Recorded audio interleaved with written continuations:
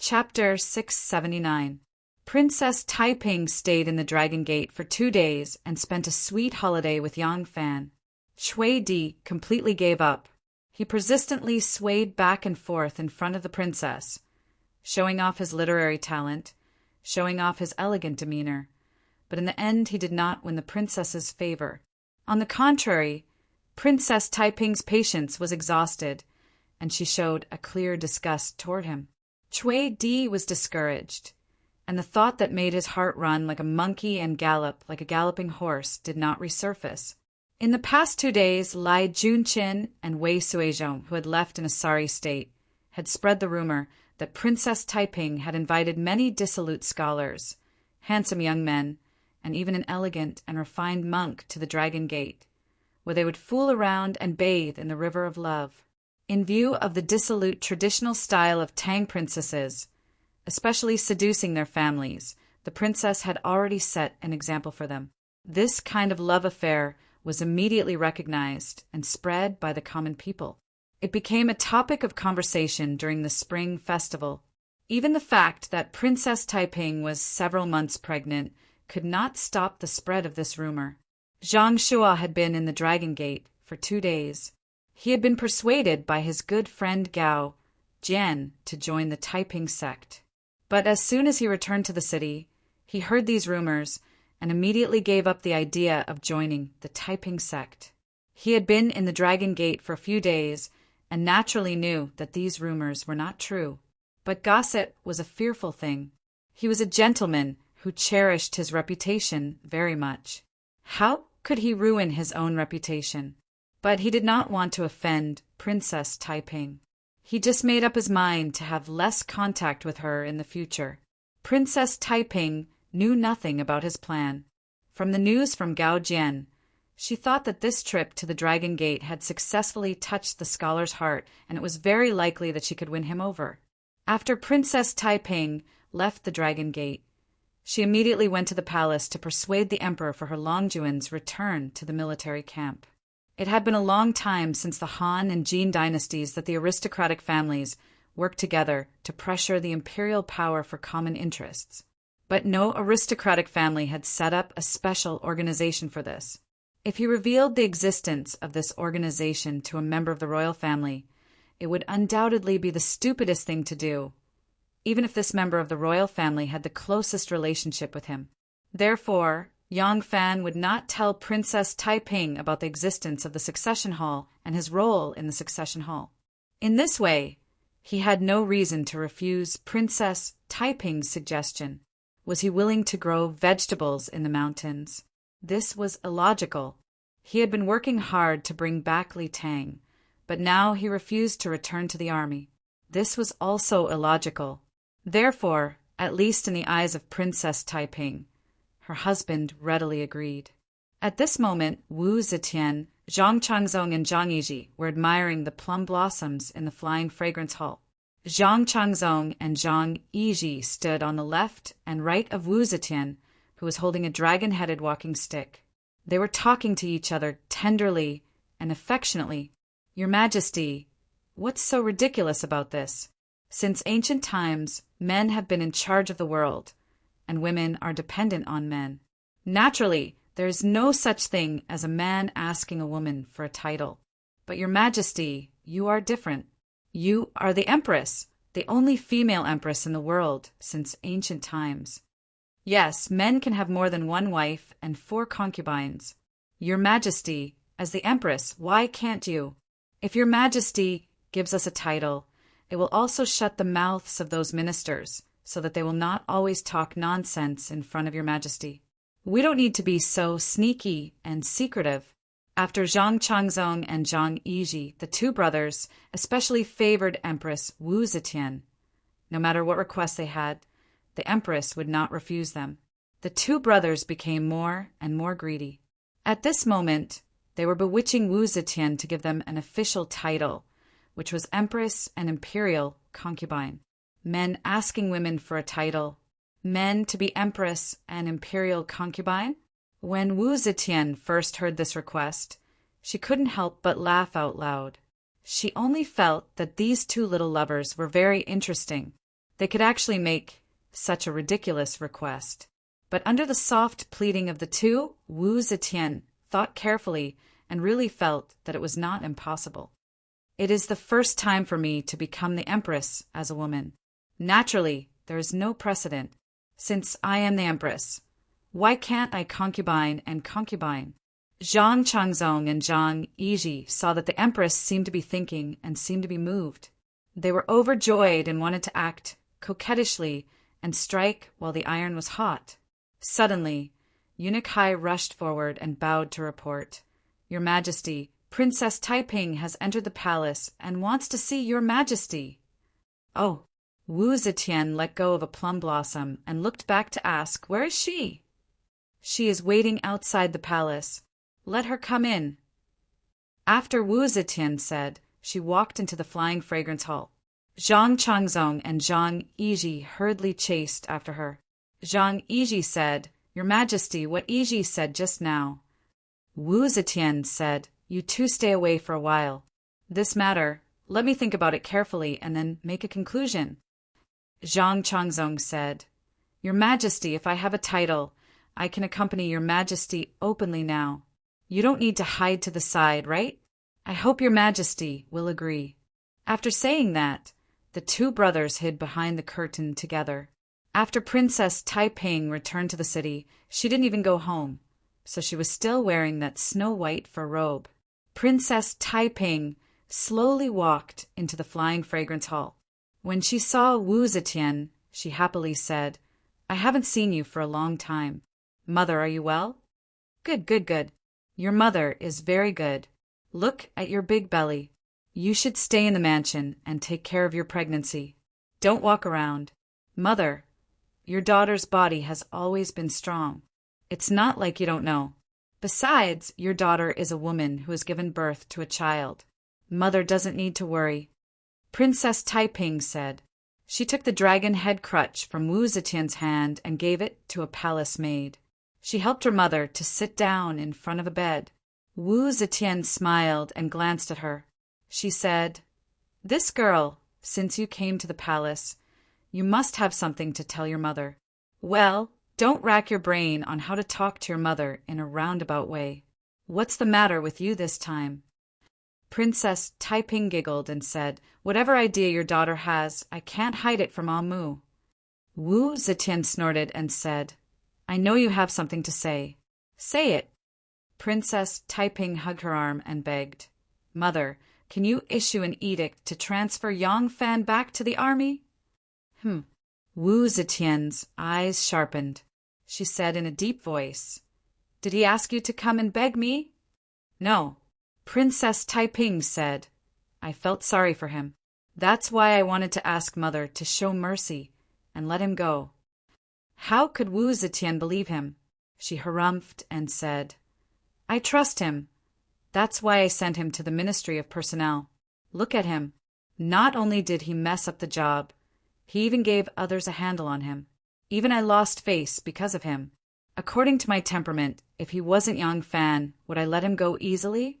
Now I just asked him to go to the Dragon Gate to reflect on his mistakes. But he is not satisfied. He even begged you." Princess Taiping said, "It really wasn't his idea. His mother's punishment of Yang Fan was also a painstaking effort to groom him. Yang Fan knew that it was Mother's good intention, so he gladly endured it and stayed at the Dragon Gate these days. But Lai Junqin was not satisfied. He wanted to find trouble with him." Wu Zetian was surprised. Why did Lai Junqin come into this? Princess Taiping said, "Mother, you know that Lai Junqin and Yang Fan have a grudge. Lai Junqin was reinstated and was put in an important position by Mother, but Yang Fan was banished from the Dragon Gate. How could Lai Junqin not show off his power to him? Lai Junqin wanted to taunt Yang Fan by holding the roast tail banquet at the Dragon Gate. Coincidentally, my daughter invited a few good friends, including the three brothers, Zhang Tongxiu, Zhang Changqi, and Zhang Changyi, as well as Reverend Hui Fan and young Master Cui Shi to the Dragon Gate. It was against the rules for Lai Junqin to stay in the Dragon Gate, and he invited his friends and occupied the palace. Zhang Tongxiu and the others wanted him to leave, but Lai Junqin refused. Behind the curtain, Zhang Changzong was shocked when he heard this. He whispered to Zhang Yiji, "How did second brother, eighth brother, and ninth brother offend Lai Junqin?" Zhang Yiji's face darkened. He snorted, "Lai Junqin is too arrogant. He doesn't even care about our Zhang family." Outside, Princess Taiping told the story and said to Wu Zetian, Lai Junqin lost face and blamed Yang Fan. Mother appointed Lai Junqin as the Assistant Minister of Agriculture. He is Yang Fan's immediate superior. How could he let it go? He will definitely find trouble with Yang Fan. Wu Zetian frowned and said, "If he is innocent, even if Lai Junqin wants to scheme against him, what can he do?" Princess Taiping said, coquettishly, "He can't stand people who are nitpicky." Mother transferred him back to the army. They are in different positions. It won't be easy for Lai Junqin to find trouble with him. If Mother still wants to punish him, then Mother can transfer him to his place and suffer some hardship. Isn't that the same? Princess Taiping saw that the Empress did not want to transfer Yang Fan, so she took the initiative to give her a ladder. Anyway, she was in the capital. Even if Yang Fan was transferred to another place, it would only be temporary. After the storm had passed, she could transfer him back. With this roundabout way, it would not be easy for people to suspect that she coveted the military power. Wu Zetian said unhappily, "Daughter, you and him, his preposterous things, I won't care about you. But if you use this relationship to interfere in the affairs of the country, it is not appropriate. The civil and military positions are the public weapons of the country. How can they be privately transferred?" Princess Taiping said this can't be considered as giving and receiving in private. Yang Fan had made illustrious military exploits for the imperial court. Mother often says to make the best use of people.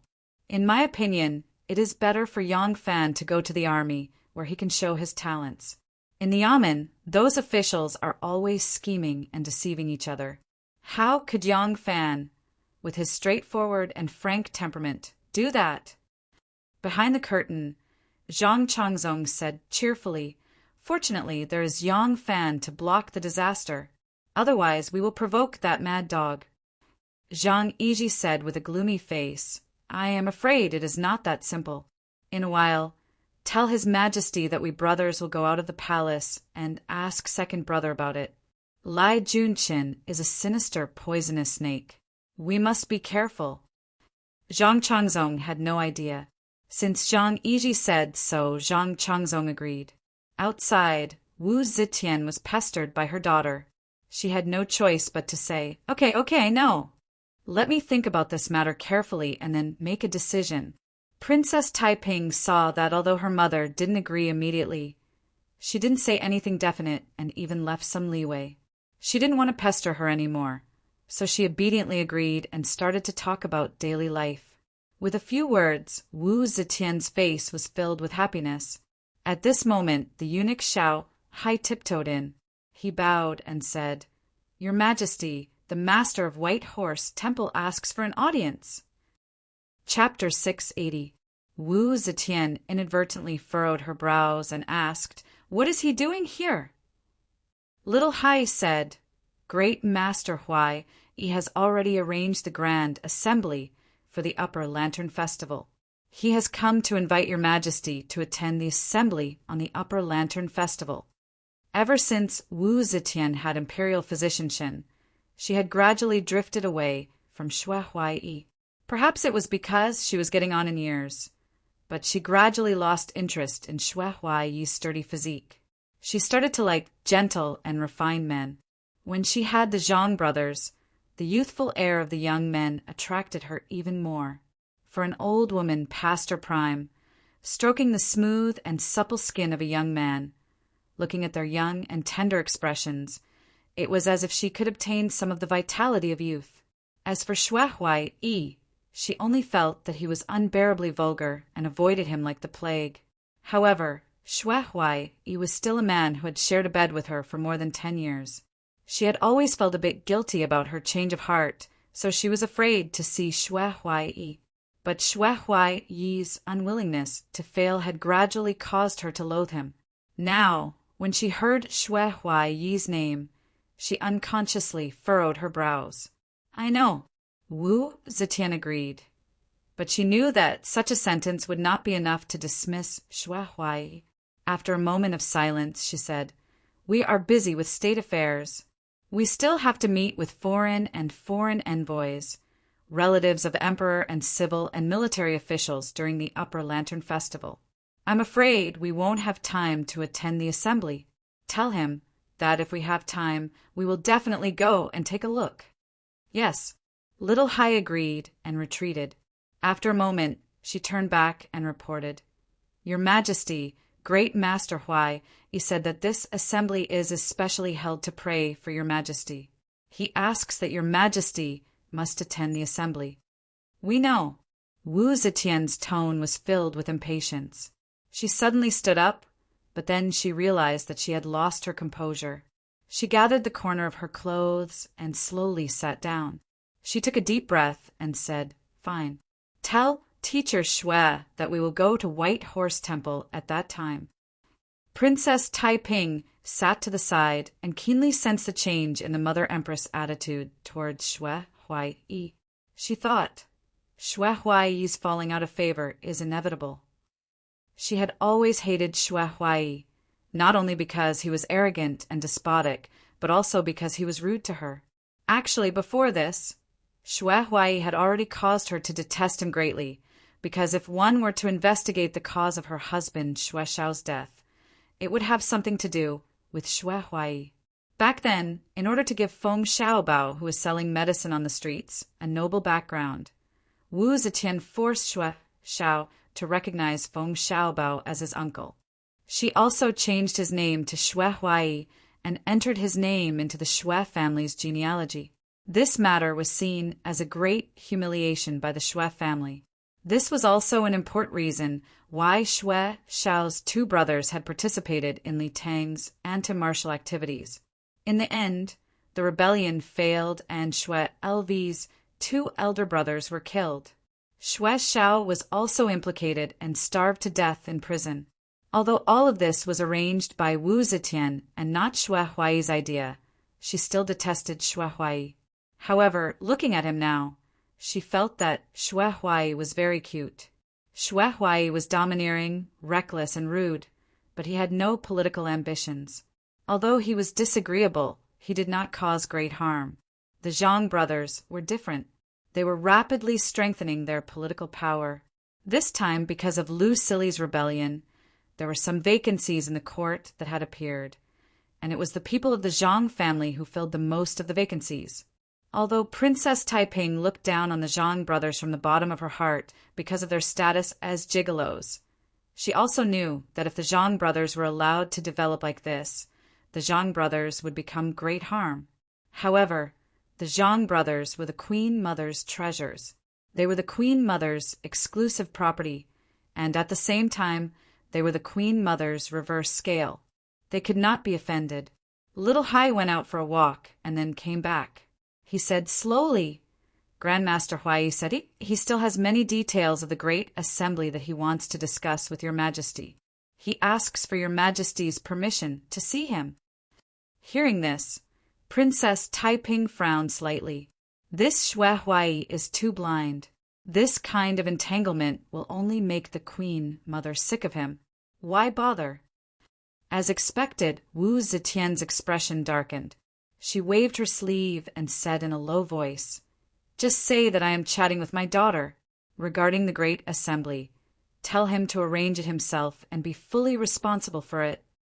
Little Hai also saw that the Empress's patience was about to reach its end. She did not dare to say anything more and quickly retreated. Behind the curtain, Zhang Changzong said worriedly, Fifth brother, Xue Huaiyi has not given up. He still wants to invite the Emperor's favor. Zhang Yiji laughed coldly and whispered in his ear, When the time comes, we will also go. We definitely cannot give the Emperor a chance to be alone with him. Zhang Changzong understood immediately and nodded happily. Not only that, but we also have to show off in front of him. He wants to use the great assembly to invite the emperor's favor again, so we will make him look bad." The two brothers looked at each other and smiled. The Tang dynasty's holidays around the Spring Festival were 7 days of the winter solstice, 7 days of the Spring Festival, and 3 days of the first Lantern Festival. Now that the Lantern Festival was around the corner, the Yamen was once again busy preparing the seals and paste to seal the seal. When Yang Fan entered the city, there were still some places in the city where firecrackers were set off sporadically. From time to time, a few crisp crackling sounds could be heard. The streets were clean, and the peach talismans posted in front of every house were as bright as new. The solemn and festive atmosphere was still there. Although the Lantern Festival was only a 3-day holiday, for the Tangs, it was a festival that was more important than the winter solstice and the Spring Festival. These 3 days were the real carnival, and the whole city was celebrating. Some people had already hung up all kinds of colorful lanterns. Everywhere, colorful canopies and lantern festivals were being built. Yang Fan walked along Ding Ding Long Street, but he did not see the huge lantern tree that was over 100 feet tall. With Xue Huai's desire to be in the limelight, his lantern tree should be getting bigger and bigger every year.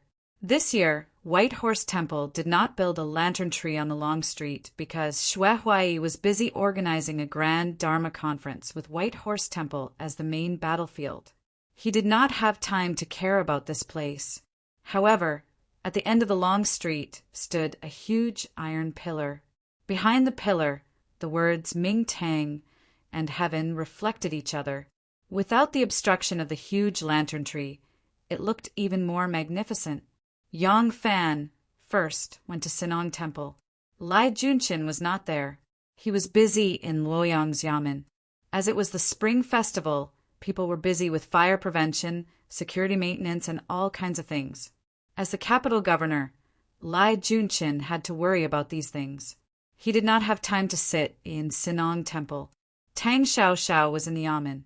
All kinds of daily offerings of the royal family and all kinds of materials needed for the Lantern Festival for 3 days had been prepared and handed over to the Ministry of Finance. He had just put the big seal in the box and sealed it when Yang Fan arrived.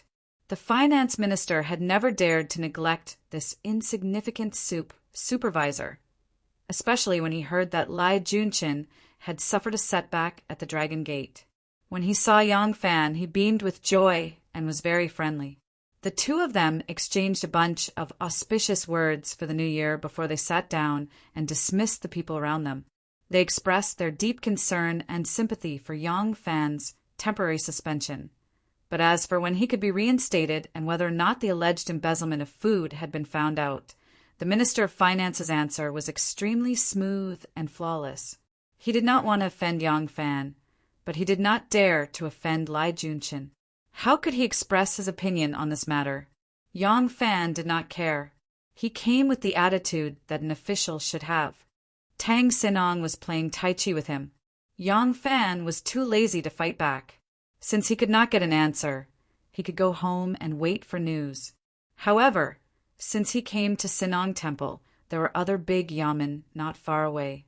He could not go to other places, but he had to visit the Ministry of Justice.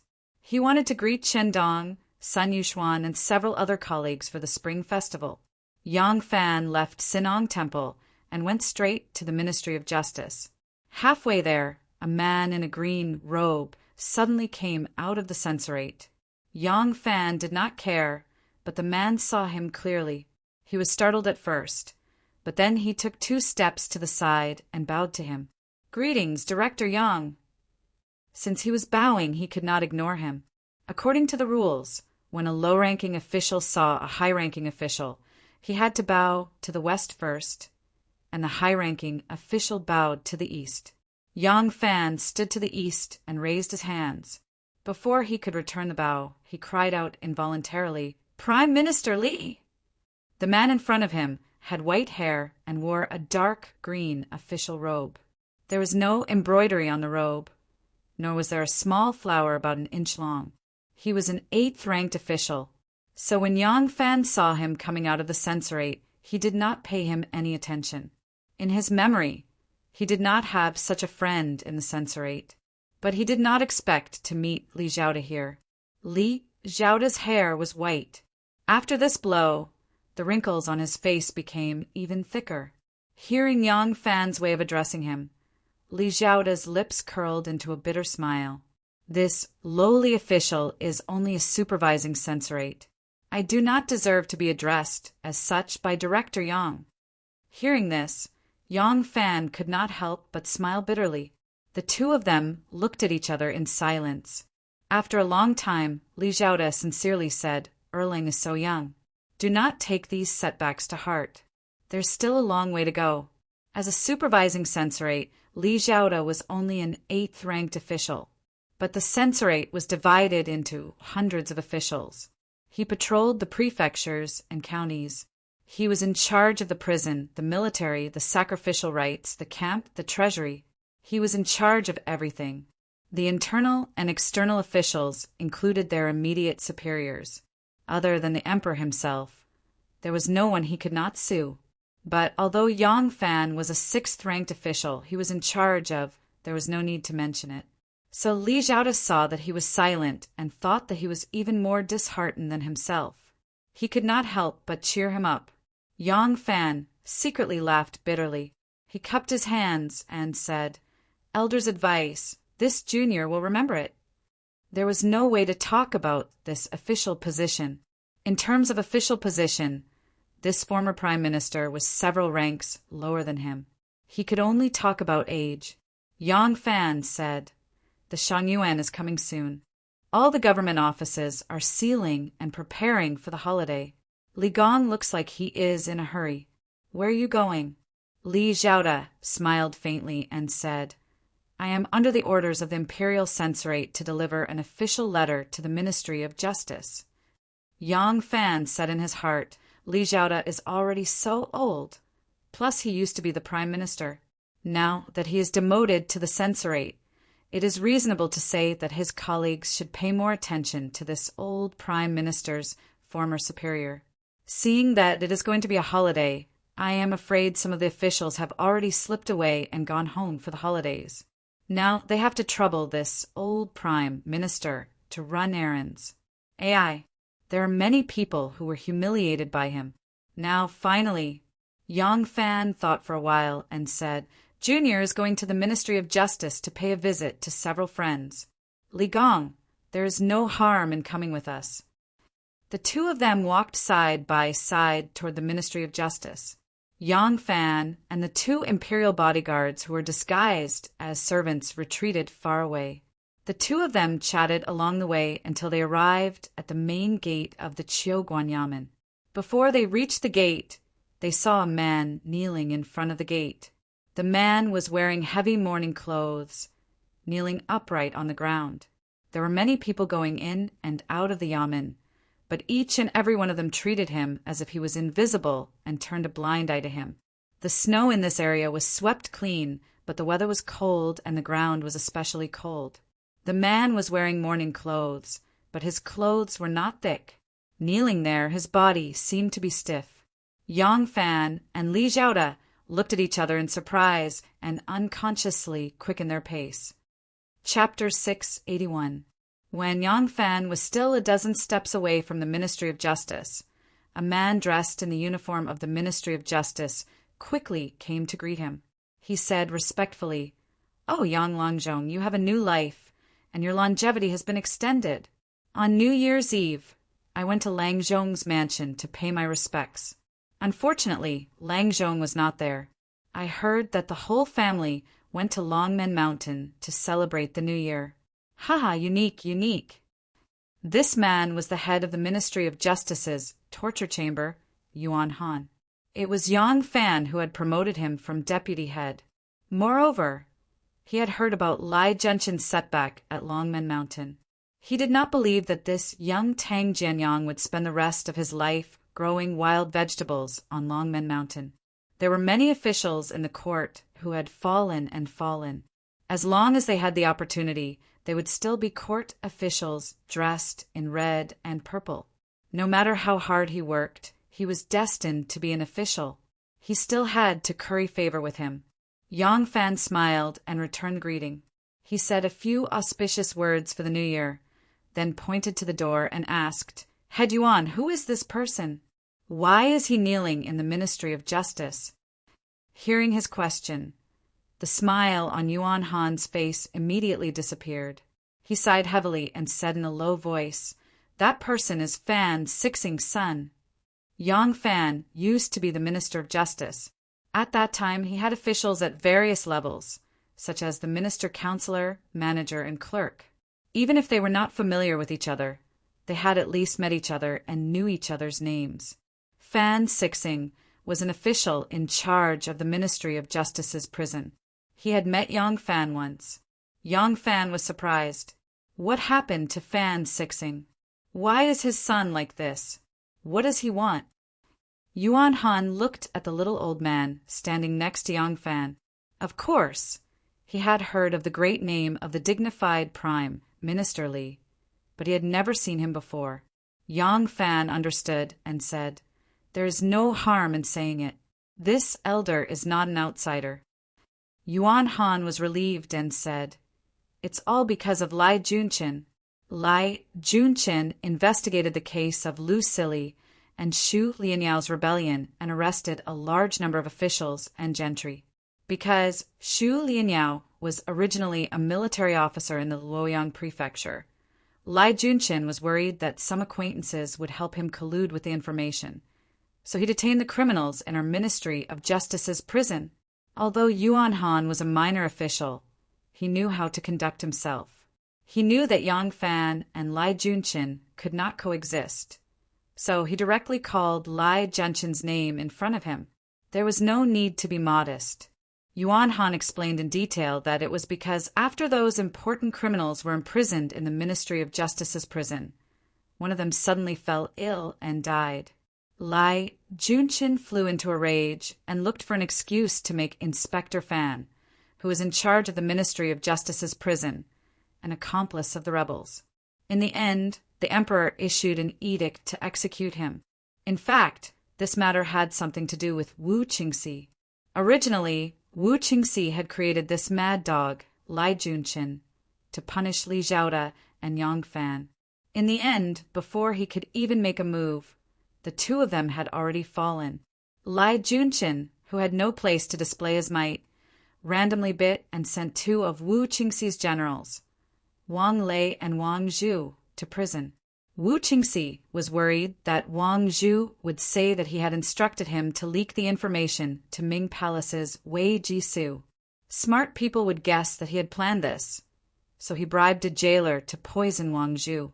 Lai Junqin had wanted to dig out more of Wang Zhu's high-ranking officials to expand his credit, but Wang Zhu died.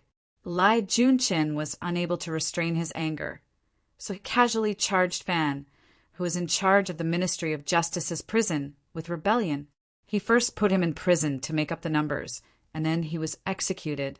However, outsiders had no way of knowing this inside story, so everyone in the Ministry of Justice felt that Fan Sixing had died a wrongful death. Fan Sixing's son was kneeling in front of the Ministry of Justice Yamen, crying out his father's grievances. But who in the current Ministry of Justice dared to challenge Lai Junqin? As a result, he knelt in front of the Ministry of Justice Yamen. The people coming in and out were all his father's colleagues, but no one dared to say a word. They all treated him as if he was invisible. Li Zhaoda was so angry that his face turned red. Although Yang Fan didn't have much of a relationship with Fan Sixing, he also shook his head, secretly feeling sympathy. At this time, a burst of laughter came from the Yamen.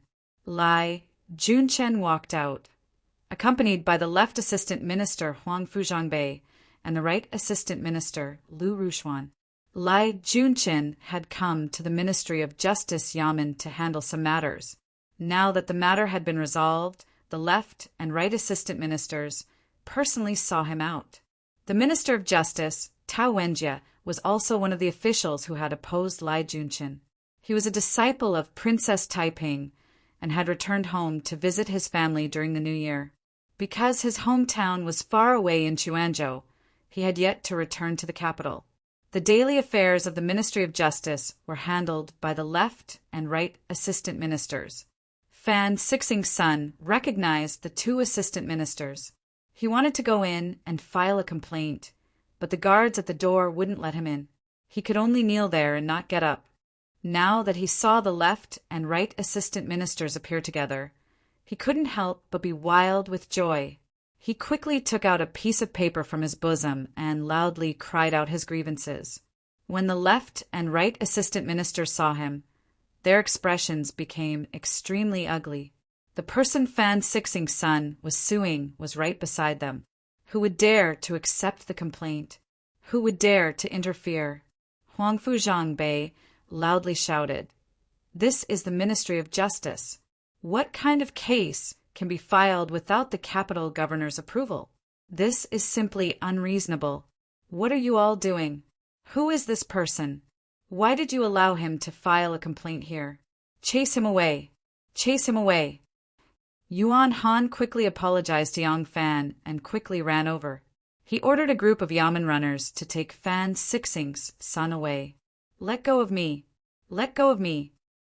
Fan Sixing's son abruptly broke free from their hands and pulled out a shiny dagger from his boot. "Protect the assistant ministers! Quickly protect the assistant ministers!"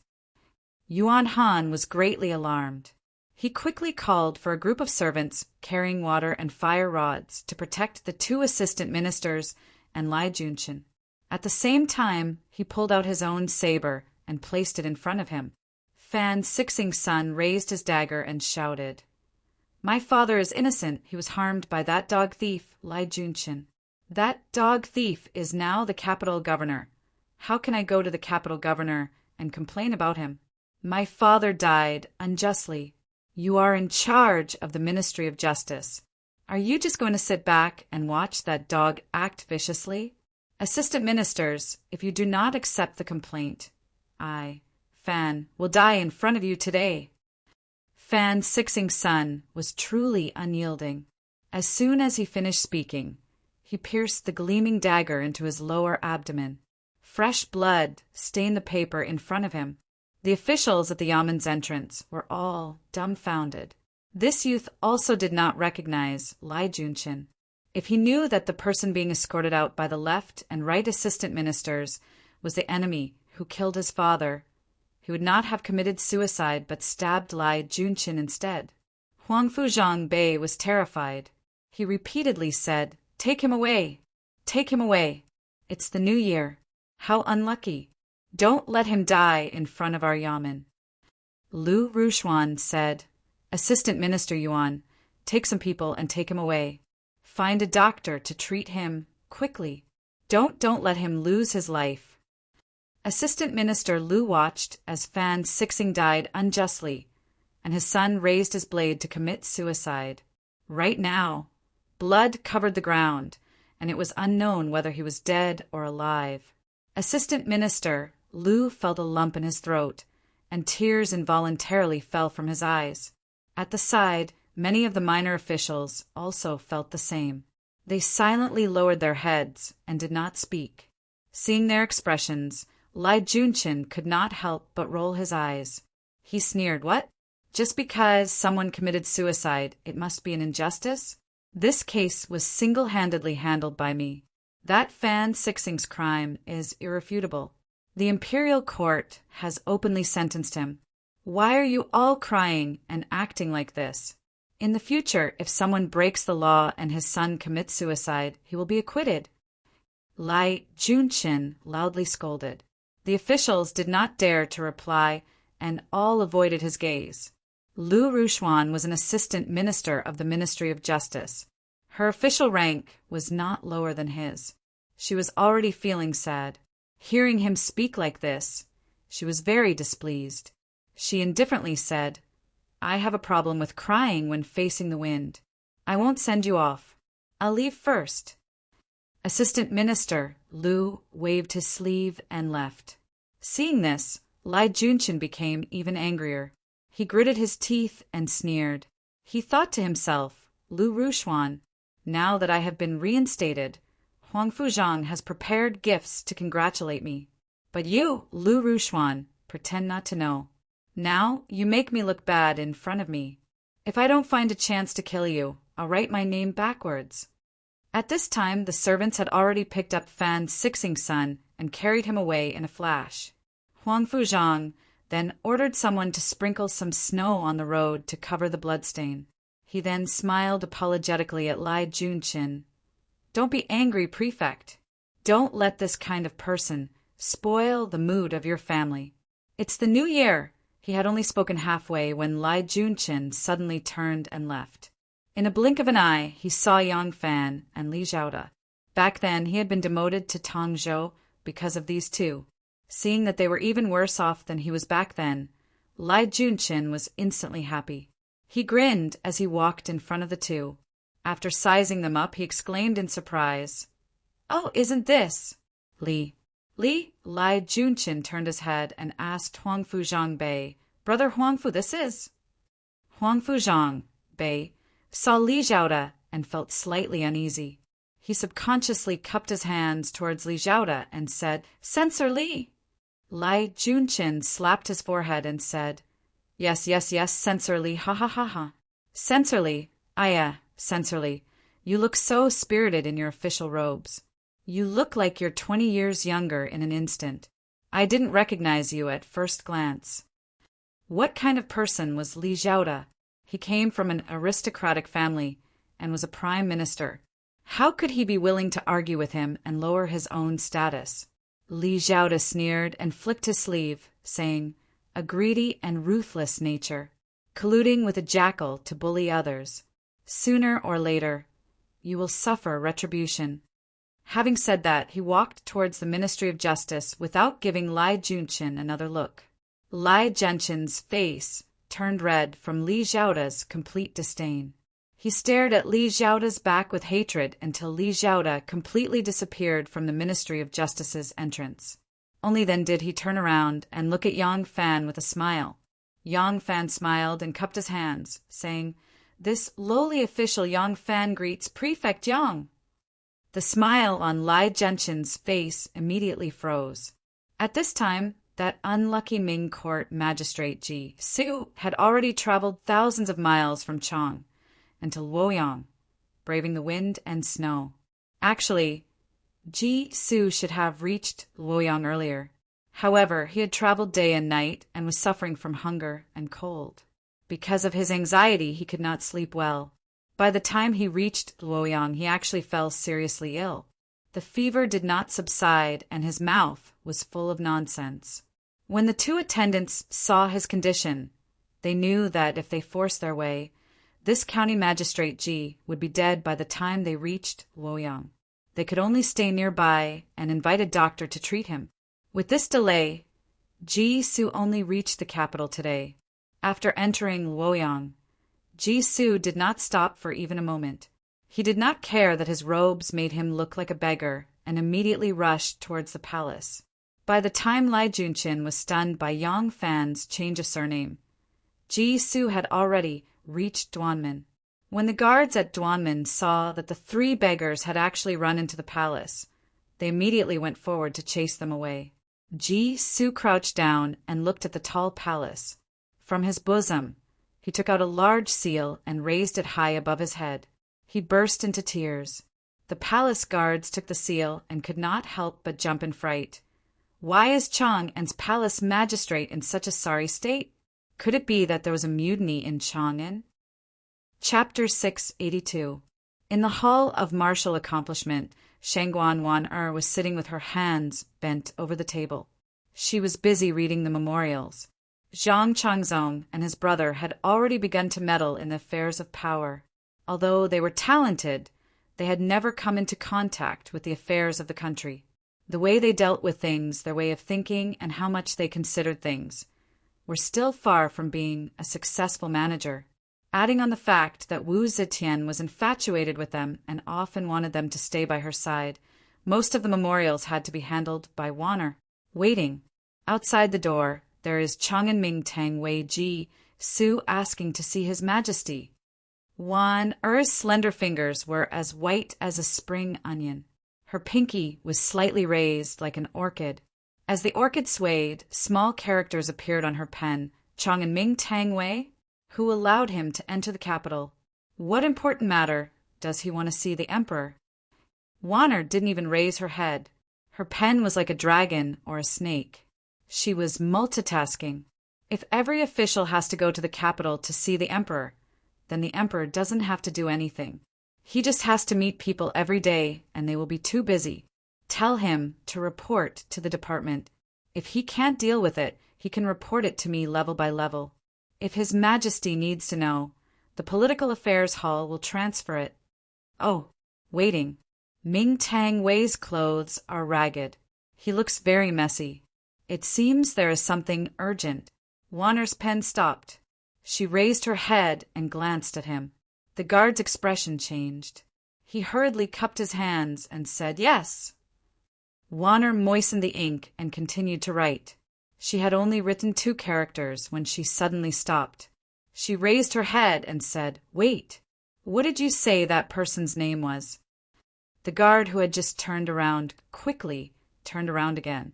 He bowed and said, "Ji Su." Wanner tilted her head and thought for a moment. She found a book and searched. It was all the memorials she had handled. After a while, Wanner suddenly said, "So it is him." Wanner put down her pen and slowly walked. Ji Su's secret report was sent to Lai Junchin. When Lai Junchin submitted the report, he hid his name and took the credit. Even if Lai Junchin did not want to take credit, because this was a secret report, Wanner could not know. But after that, Lai Junchin implicated a large number of people. Ji Su was also on the list of people who rebelled. The imperial edict to capture Ji Su was drafted by Wanner, so she remembered this person. Ji Su was reported by Lai Junchin as a traitor. The people sent by the court to arrest him had not yet returned, but he returned to the capital and asked to see the emperor. Wanner suddenly stopped. She raised her head and said, "Keep an eye on him. Don't attract the attention of the officials going in and out of the palace. I'm going to see the king immediately." Lai Junchin originally wanted to ridicule Yang Fan, but he did not expect that Yang Fan would use his oath to change his surname when he swore at Dragon's Gate and ridicule him. Lai Junchin was so angry that he gritted his teeth and left. On the way, he thought fiercely, "I must let Lu Rushuan see the power of Lai Junchin. I must let Li Zhaoda see the power of Lai Junchin. I must let Yang Fan see." After Yang Fan made Lai Junchin leave in anger, Qindong came to greet him. Before Yuan Han left with Fan Sixing's son, he had already called a yamen runner to tell Qindong. Qindong welcomed Yang Fan into the Ministry of Justice. Sun Yushuan and a group of old friends heard the news and rushed over. They chatted for a while, and Huangfu Zhangbei sent someone to invite them. Although Yang Fan's current position was low, he was especially well regarded when he was in the Ministry of Justice. Although Huangfu Zhangbei was trying his best to curry favor with Lai Junchin, with his smooth and slick personality, he would not give up on the opportunity to express his goodwill to Yang Fan. In any case, his reception was a very normal thing in the officialdom. Even if Lai Junchin knew, he would not find fault with him. As for whether or not he treated Yang Fan in private, only the heavens would know. At least in this aspect, Huangfu Zhangbei was indeed better at handling people than Lu Rushuan. In the past, Yang Fan did not deliberately build relationships. Although this was a compulsory course for every official, he did not have the slightest awareness in this aspect. However, it was different now. Although he controlled a huge amount of power, this power was for him to use, but it did not belong to him. Perhaps after 10, 20, or even 30 years of effort, he could gradually build a power that was completely loyal to him in this huge organization, but this speed was too slow. The wider the connections he had, the more the organization would rely on him. He would then be able to have the greatest amount of freedom and build a power that was loyal to him in the shortest time possible. Yang Fan stayed in the Ministry of Justice for a long time. After leaving Assistant Minister Huangfu's detention room, he arranged a date for a banquet with Qindong, Sun Yushuan, and the others before leaving. compared to when Lai Junshan left with only 2 assistant ministers to send him off. When Yang Fan left, he was accompanied by a large group of people. Although there were no assistant ministers, almost all the middle-level officials in the Ministry of Justice were present. After leaving the Ministry of Justice on a horse for 100 steps, the smile on Yang Fan's face gradually disappeared. He turned his head to a guard and asked, "When will the people escorting that illusion artist arrive in the capital?" Replying sovereign, "The road is much easier now. There are no problems on the road. They will definitely arrive in 3 days."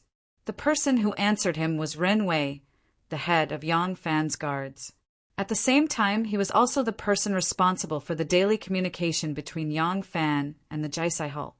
This guy was usually expressionless and taciturn. If Yang Fan did not speak, he would not speak. Whatever Yang Fan asked, he would answer without a hint of speculation or analysis. He was a person who could not make a fart. In the beginning, Yang Fan had thought that this was just his personality. It was not until he accidentally saw him soaking in the hot spring with a few other guards at the Dragon Gate that he was definitely a chatterbox with the way he talked nonstop. Yang Fan asked around and found out that young Master Jiang did not like his subordinates to be noisy or give him any suggestions.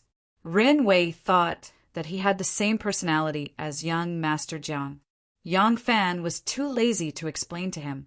As a guard commander and a liaison, it was not a bad thing to speak less. Although Yang Fan was not an autocratic person, he did not like to bring a chatterbox with him and talk to him whenever there was nothing to do. Yang Fan sighed and said, 3 days later? In that case, they will not be able to make it in time for the White Horse Temple great ceremony. I wanted them to expose the tricks of the 3 divine fakes on that day. It's not a big deal. After the Upper Yuan dynasty, the imperial court will hold several grand events, especially the kicking competition on the 3rd day of the Upper Yuan dynasty. At that time, I will arrange for them to appear in front of the emperor. Rin Wei was silent. Yang Fan thought for a moment and turned his head to Rin Wei and said, "Immediately arrange for someone to spread the news to Zhang Tongxiu and Zhang Changqi that Lai Junqin wants to harm them." Rin Wei replied succinctly, "Yes." The Zhang brothers were children of famous families, and Yang Fan did not lack children of famous families. Therefore, he had ways to use various channels to firmly engrave the impression that Lai Junqin was plotting against the Zhang brothers. As long as the Zhang brothers felt danger, they would start to save themselves. Lai Junqin was like a poisonous snake. You knew it was poisonous, but you did not know when it would bite you. To deal with such a person, the only way was to strike first. After Ren Wei agreed, he still walked forward, vigilantly scanning the long street for anyone or anything that was slightly close to the sovereign. He did not go to send the message. The 2 of them were not the only ones following Yang Fan. In fact, when Yang Fan stepped into the Yang family's gate, the news had already been sent out. The Yang family's festive atmosphere was very strong. There were red lights hanging at the door and peach talismans pasted on the door. There was also a large sailboat set up in the courtyard. The whole boat was a lantern, and the sails were full of strong wind, as if it was going to sail away. When Sha Man returned to the mansion before Yang Fan, she had already asked someone to make it. Sailing away was an auspicious omen, and it also coincided with her husband's name. As for the family members in the mansion, Xiao Man, as the mistress of the mansion, also raised their salaries and gave them new clothes and hats. For those who had a family, they were even given some dried meat and rice. The entire Yang mansion was in a festive mood. As soon as Ah Lang came back, everyone in the mansion came forward to say auspicious words and wish Ah Lang a happy new year. Yang Fan also smiled from ear to ear. He greeted and replied to them one by one. It was not easy to get rid of these enthusiastic servants and maids and return to the backyard. After dinner, Yang Fan lay on the hot brick bed with Xiao Man and played with his baby son for a while. When his son yawned and Xiao Man took him to bed, he left the bedroom and turned to Anu's residence. In the Yang mansion, Anu had her own courtyard. In the past, Yang Fan often went there to be intimate with her. After the two confirmed their marriage and began to prepare for the wedding, Yang Fan often went to her small courtyard, never caring about what others said. But since Gu Zhuting also lived in this courtyard, he did not go there anymore, no matter whether Gu Zhuting was a girl or a woman. She was a beautiful woman with white skin and an enchanting figure. Although the Tangs were unrestrained, they were not unscrupulous. Even the chaste women who would chop off a man's hand if they were touched by a man, although they did not occupy the mainstream market in the Tang dynasty, they were not non-existent. But he had to come over today because there was still 1.5 months before the wedding. Yang Fan was thinking about where to arrange for the bride. He couldn't let the groom pick up the bride at his own house. But Anu didn't have any relatives, so there was no place for her to go. Xiaoman was also an orphan. When he married Xiaoman, the emperor arranged for her to live in Er's mansion. Yang Fan did not have the prestige of the emperor. In the eyes of outsiders, he did not have such a deep friendship with the Shangguan internal minister, so it was impossible for him to make such an arrangement. Moreover, even if he could, Yang Fan did not want to do so. He picked up 2 girls from the Shangguan family in a row, but Shanghai Wan was not there. Wouldn't this sentimental Shangguan Wan die of sadness? Yang Fan wanted to arrange Xiaoman to stay in Ma Qiao's house. With this thought, he thought of letting Anu recognize Ma Qiao as her sworn brother. In this way, when he came to the Ma family to pick up Anu, it would be more justifiable, and Anu would also have a maiden family to rely on. Although the idea was good, it still needed Anu's consent. So, Yang Fan came to the courtyard where Anu lived. The small courtyard had an elegant environment. There were 3 rooms in a row, 1 for Anu, 1 for Miss Gu, and the last one was empty with some sundries. Ahem, Anu, I'm coming. As Yang Fan said, he opened the door and walked to the bedroom with a smile. This was a complete room. It was divided into 2 parts, the outer hall and the inner room with antique shelves and painting screens. There was no wall in the middle, so the sound of Yang Fan's footsteps could be heard clearly from the other side of the screen. On the bed, Gu Zhuting was naked. Anu had just tied a knot with a white, folded cloth on her shoulder. When she suddenly heard Yang Fan's voice, she couldn't help but be surprised. Yang Fan had not entered her bedroom for a long time. It was already so late today. Why did he come over? In a hurry, there was no time to think. Hearing the footsteps getting closer, Anu whispered anxiously, "Move in quickly." All kinds of messy things were also pushed into the bed. Immediately, Anu also hurriedly fell on the bed and pulled the quilt. Chapter 683. Anu was lying on her side on the couch with a lazy posture. A lock of soft hair hung down from her forehead and half of her shoulder was exposed. She was very charming. She looked at Yang Fan with slight surprise and said, "It's so late. Why are you here?" Late? Yang Fan looked out of the window. The weather was still cold, and the windows were tightly shut, so he couldn't see anything. However, the Yang family's unique and huge sailboat, the sailing ship, was already lit. The bright light cast a shadow of a bamboo on the window, swaying gently, making it look very tranquil. It was indeed a little late. Yang Fan smiled and said, "Nianzu slept a lot during the day and was especially energetic at night. I played with him for a while and just fell asleep." "Oh, Erlang, why are you here so late at night?" Anu asked. Half of her snow foot that was exposed outside the quilt quietly retracted. Yang Fan couldn't help but laugh. He winked at her mischievously and said in amusement, "In another month and a half you will be mine. Are you still afraid of me looking at you?" Gu Zhuting was lying behind Anu. The intimate words that could normally be heard could never be said now. Anu's pretty face immediately blushed and her whole body heated up. She glared at Yang Fan coquettishly and changed the topic. "What's the matter? Hurry up and say it." "I slept very late last night because of the sail lamp. I'm a little tired." She even deliberately yawned as she said this. Gu Zhuting was hurriedly put into the bed by her. She lay there with her body spread out and didn't dare to move. Hearing the conversation between the two, Gu Zhuting couldn't help but want to laugh. She only wore a doo-doo on her upper body and a small pair of panties on her lower body. There was no doubt that her buttocks and thighs were exposed. It was more tempting than being naked. Yang Fan said, "It's like this. There's something I want to discuss with you." As Yang Fan said this, he stretched out his hand to pull a cushion in front of the dressing table. But on second thought, he simply sat on the side of the bed. Normally, Anu wouldn't mind if he sat so close to her, but it wasn't the case now. Anu was startled, and her little feet subconsciously shrunk deeper. However, the bed was the kind of frame bed with drawers at the bottom. One side was against the wall, and there were curtains on the other 3 sides. The side at the head was a picture screen, and behind the side at the feet was a small space where things like toilets were placed. Unless Yang Fan climbed onto the bed, he would not be able to find Gu Zhuting. Yang Fan said, "I've already arranged everything that needs to be done during the wedding. You don't need to worry about it. There is only one thing I must discuss with you. You see, Xiaoman is the same as you. She is also lonely and has no family.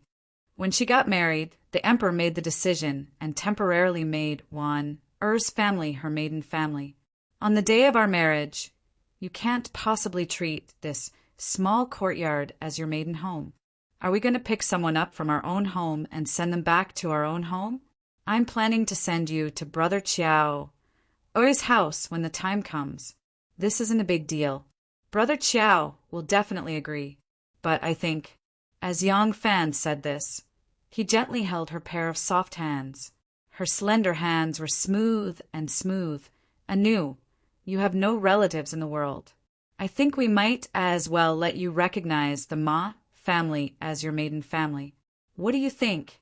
In this way, you will have an adoptive mother, an adoptive brother, and an adoptive sister-in-law. You will have a maiden family. In the future, you will also have a maiden family to visit."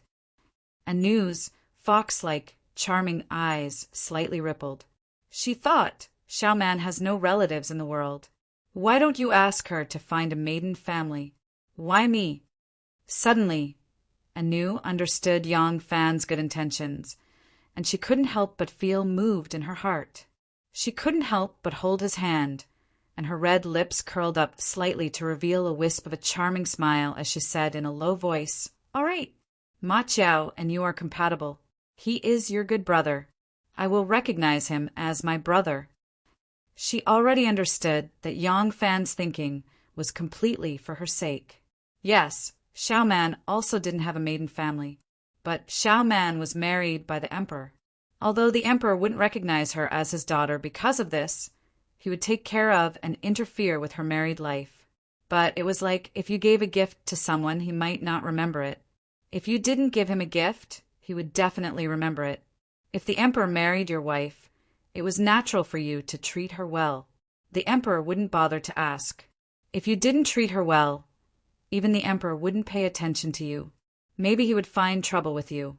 With such a maiden family, Xiaoman was full of confidence. Although Ma Qiao couldn't be compared with the emperor, even if he grew wings and became a Pegasus, he was still a military officer. He was still young. Even if he only relied on seniority, he would have the opportunity to be promoted again in the future. With Ma Qiao as Anu's brother, Anu wouldn't be lonely. Of course, Xiaoman wasn't a domineering and arrogant housewife. Yang Fan also wouldn't bully Anu. But if she didn't have a maiden family that could support her, in the eyes of the servants and maids, their attitude towards this bride would be completely different. You can't expect every family not to be snobbish. Lang Jun is so careful. If you didn't care about me, how could it be like this? Thinking of this, Xiaoman's lips raised into a sweet smile. In fact, I'm not without a family now. I have a stepsister, brother-in-law, brothers, and a big family. It's a pity that I haven't contacted them for a long time. Yang Fan was startled and asked curiously, "You have a family? What stepsister, brother-in-law, where are they?" Anu rolled her eyes at him and pouted. "I knew you wouldn't take my matters to heart. I've told you before, at the foot of Mount Hua, I fell off the cliff and was saved by someone. That person's surname was Gua. At that time, Anu briefly explained the matter, and Yang Fan was immediately stunned. His mouth was agape, and after a while he said, Ah. Yes, you do have a stepsister. Your brother-in-law is a provincial governor of a province. In that era, becoming sworn siblings was a very important matter. Becoming sworn siblings was almost the same as blood brothers. Basically, it was equivalent to forming a lifelong bond. The Guo family would really treat Miss Anu as their own daughter. It wouldn't be wrong to say that the Guo family was Anu's maiden family. As Yang Fan said this, he beamed with joy. Ha ha! This is the will of heaven. Guo Jingji is in Luoyang now. Ha ha! This is much better than finding a stepbrother at the last minute. Guo Jingji? The brother-in-law that I've never met? That's right, it's him. Yang Fan said delightedly. Guo Jingji was originally the provincial governor of Wei province, and he was just transferred to Gui province. Now, he has returned to the capital to report on his work. I'm afraid that he will be taking up his post after the festival. I will go look for him tomorrow. Anu didn't know that the Guo family had a close relationship with the succession hall, but after Yang Fan became the evident sect patriarch, he knew about it. The Guo family was one of the influential clans in Shandong and was also an important member of the succession hall. However, after young Master Jiang and Shenmu had a huge food war in Chang, and all the influential clans knew that the Guo family was standing on the side of the hidden sect. Because the Guo family was a member of the succession hall, there were naturally people who would send the news to Yang Fan for his promotion and transfer, allowing him to understand the situation of these people. Therefore, Yang Fan knew about this matter. However, Yang Fan had already forgotten about the relationship between Guo Jingji and the adopted sister that Anu had acknowledged. Anu let out a light smile and said, "Forget it. I am just Madame, Guo's sworn sister. It is hard to say if this envoy Guo knows about this matter. I will just acknowledge Ma Qiao as my adopted brother." The reason why Yang Fan wanted to arrange a maiden family for her was because he didn't want her to be overly lonely and be looked down upon by the servants. Now that there was a provincial governor as her brother-in-law, how could he let go of this opportunity? Yang Fan wasn't someone who would seek connections with the rich and powerful, but for the sake that his beloved woman would have less troubles in the future, he had to do this. Anu felt touched and couldn't help but pull Yang Fan's hand over and gently caressed her face. She then responded softly, and then, "I will do as you say." Yang Fan let go of his worries, and only then did he notice how cute Anu looked under the embroidered quilt. Just slightly exposed shoulders, delicate collarbone, and sexy shallow cleavage. But it was enough to let people know how delicious and attractive her body was, just like a peach that had just ripened. If Yang Fan was a stone gambler, then Anu's delicate body under the quilt would be the beautiful jade in the stone. The slightly exposed pink mark on her chest leaped into Yang Fan's eyes. It was like the unpolished jade was cut with a knife and a window was opened, revealing a crystal clear green inside, making one's heart beat faster and feel suffocated. Looking at Yang Fan's burning gaze, Anu blushed. She lowered her eyes and said softly, "All right, you quickly go back and rest." "I am leaving now," as Yang Fan said. His hand slid to Anu's shoulder. Anu's body immediately tightened, as tight as a bow with a full string. Yang Fan's hand slid along her smooth shoulder, then to her delicate back, all the way down mischievously. Gu Yenting, who hid behind Anu, was no less tense than Anu seeing that Yang Fan's hand slid to Anu's waist. She quickly retracted her hand that was on Anu's waist, just a moment away. "You are so annoying. Go back. Be good. We're getting married next month." Anu began to beg and coax her man to leave. Yang Fan didn't want to carelessly possess her. Anyway, it was only a little more than a month's time. Looking forward to it was actually a pretty good feeling. However, her delicate body was so beautiful to the touch that before Yang Fan completely devoured this delicious prey, he didn't mind enjoying it for a while. Of course, he didn't dare to touch a place that was too secret. Since Anu wanted to wait for their most grand day, then playing with her would destroy this mood. So his big hand didn't stay on Anu's plump and perky buttocks, nor on her round and plump legs without a trace of fat. He even raised his hand gentlemanly, left her slender waist, slid down along the embroidered quilt, and accurately caught her calf. Anu's calf immediately tightened, and the muscles on her leg were as tight as a piece of beautiful jade, smooth and hard. "Why are you so nervous? I won't eat you." Yang Fan couldn't help laughing. Anu looked at him with a strange expression, and her calf began to tremble at a very high frequency. What a beautiful and lovely person! That kind of trembling that came from the bones. It was very easy to easily understand the feeling of intercourse, which could only be sensed. Yang Fan's heart skipped a beat, and he was secretly proud. So this is Anu's most sensitive place. Haha, I finally know. He didn't want Anu to lose control of herself. So seeing her so nervous, he let go of her legs and slid down to her ankles. Her ankles were slender and graceful, so thin that they weren't exposed. Yang Fan suddenly remembered the words he heard from a regular customer of the brothel in the show when Fong years ago, when he was evaluating women. Whether a man's words are big or straight depends on his nose. As for women, if they have a pair of slender and beautiful ankles and small and soft feet, it usually means that the acupoints are naturally very tight. I wonder if Anu's feet are small and soft. Yang Fan thought about it and touched her waist. The owner of that leg couldn't bear it anymore and suddenly retreated. Because of the tightness of her calf, Yang Fan was worried that she would dodge, so his hand was still very tight when he moved. His hand was pulled by the small foot and was immediately lifted up by the corner. Yang Fan screamed, and his butt bounced up like a spring. 3 feet! Chapter 684. When Yang Fan saw that there was an extra foot on the couch, he was shocked at first, but then his expression changed drastically. With a schwa sound, he snatched the embroidered quilt in his hand with great vigor. Then he looked at the 2 unique bodies on the couch and began to be dumbstruck.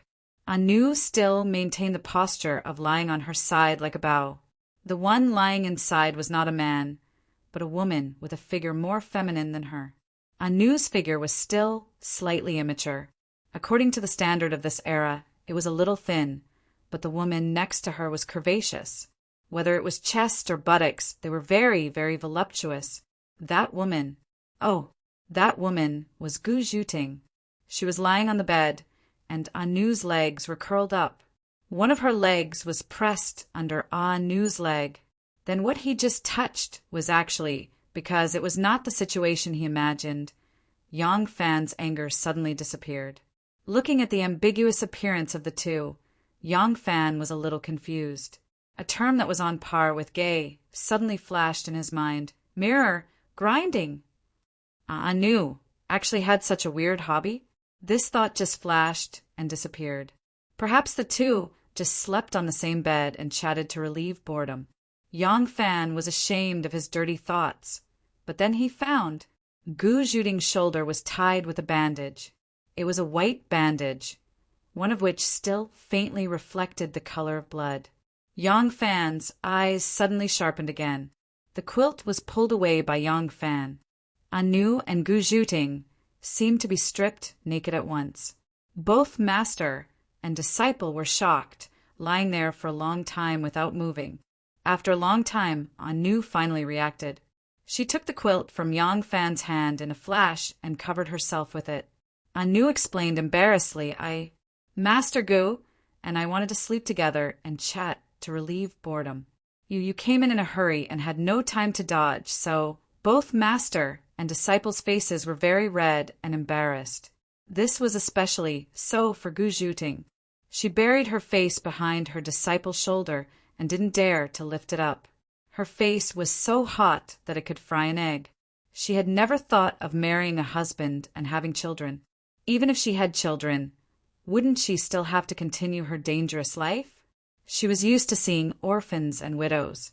She had never thought of marrying a husband and having children. Even if she had children, wouldn't she still have to continue her dangerous life? That was why she hadn't found a home yet. She was still living in her aunt's house, alone without a husband. She had never been touched by a man before, but today Yang Fan touched such a private place. Moreover, it was in such a warm situation. She was so embarrassed that she wished that the bed would split in half and the ground would split open so that she could fall into it and close it again. She would never appear in front of people again. If it weren't for the injury on Gu Zhuting's shoulder, Yang Fan might have believed on Nu's words. But after hearing her explanation, Yang Fan was certain that there must be a secret that he didn't know. He pulled the mat over and sat on the side of the bed.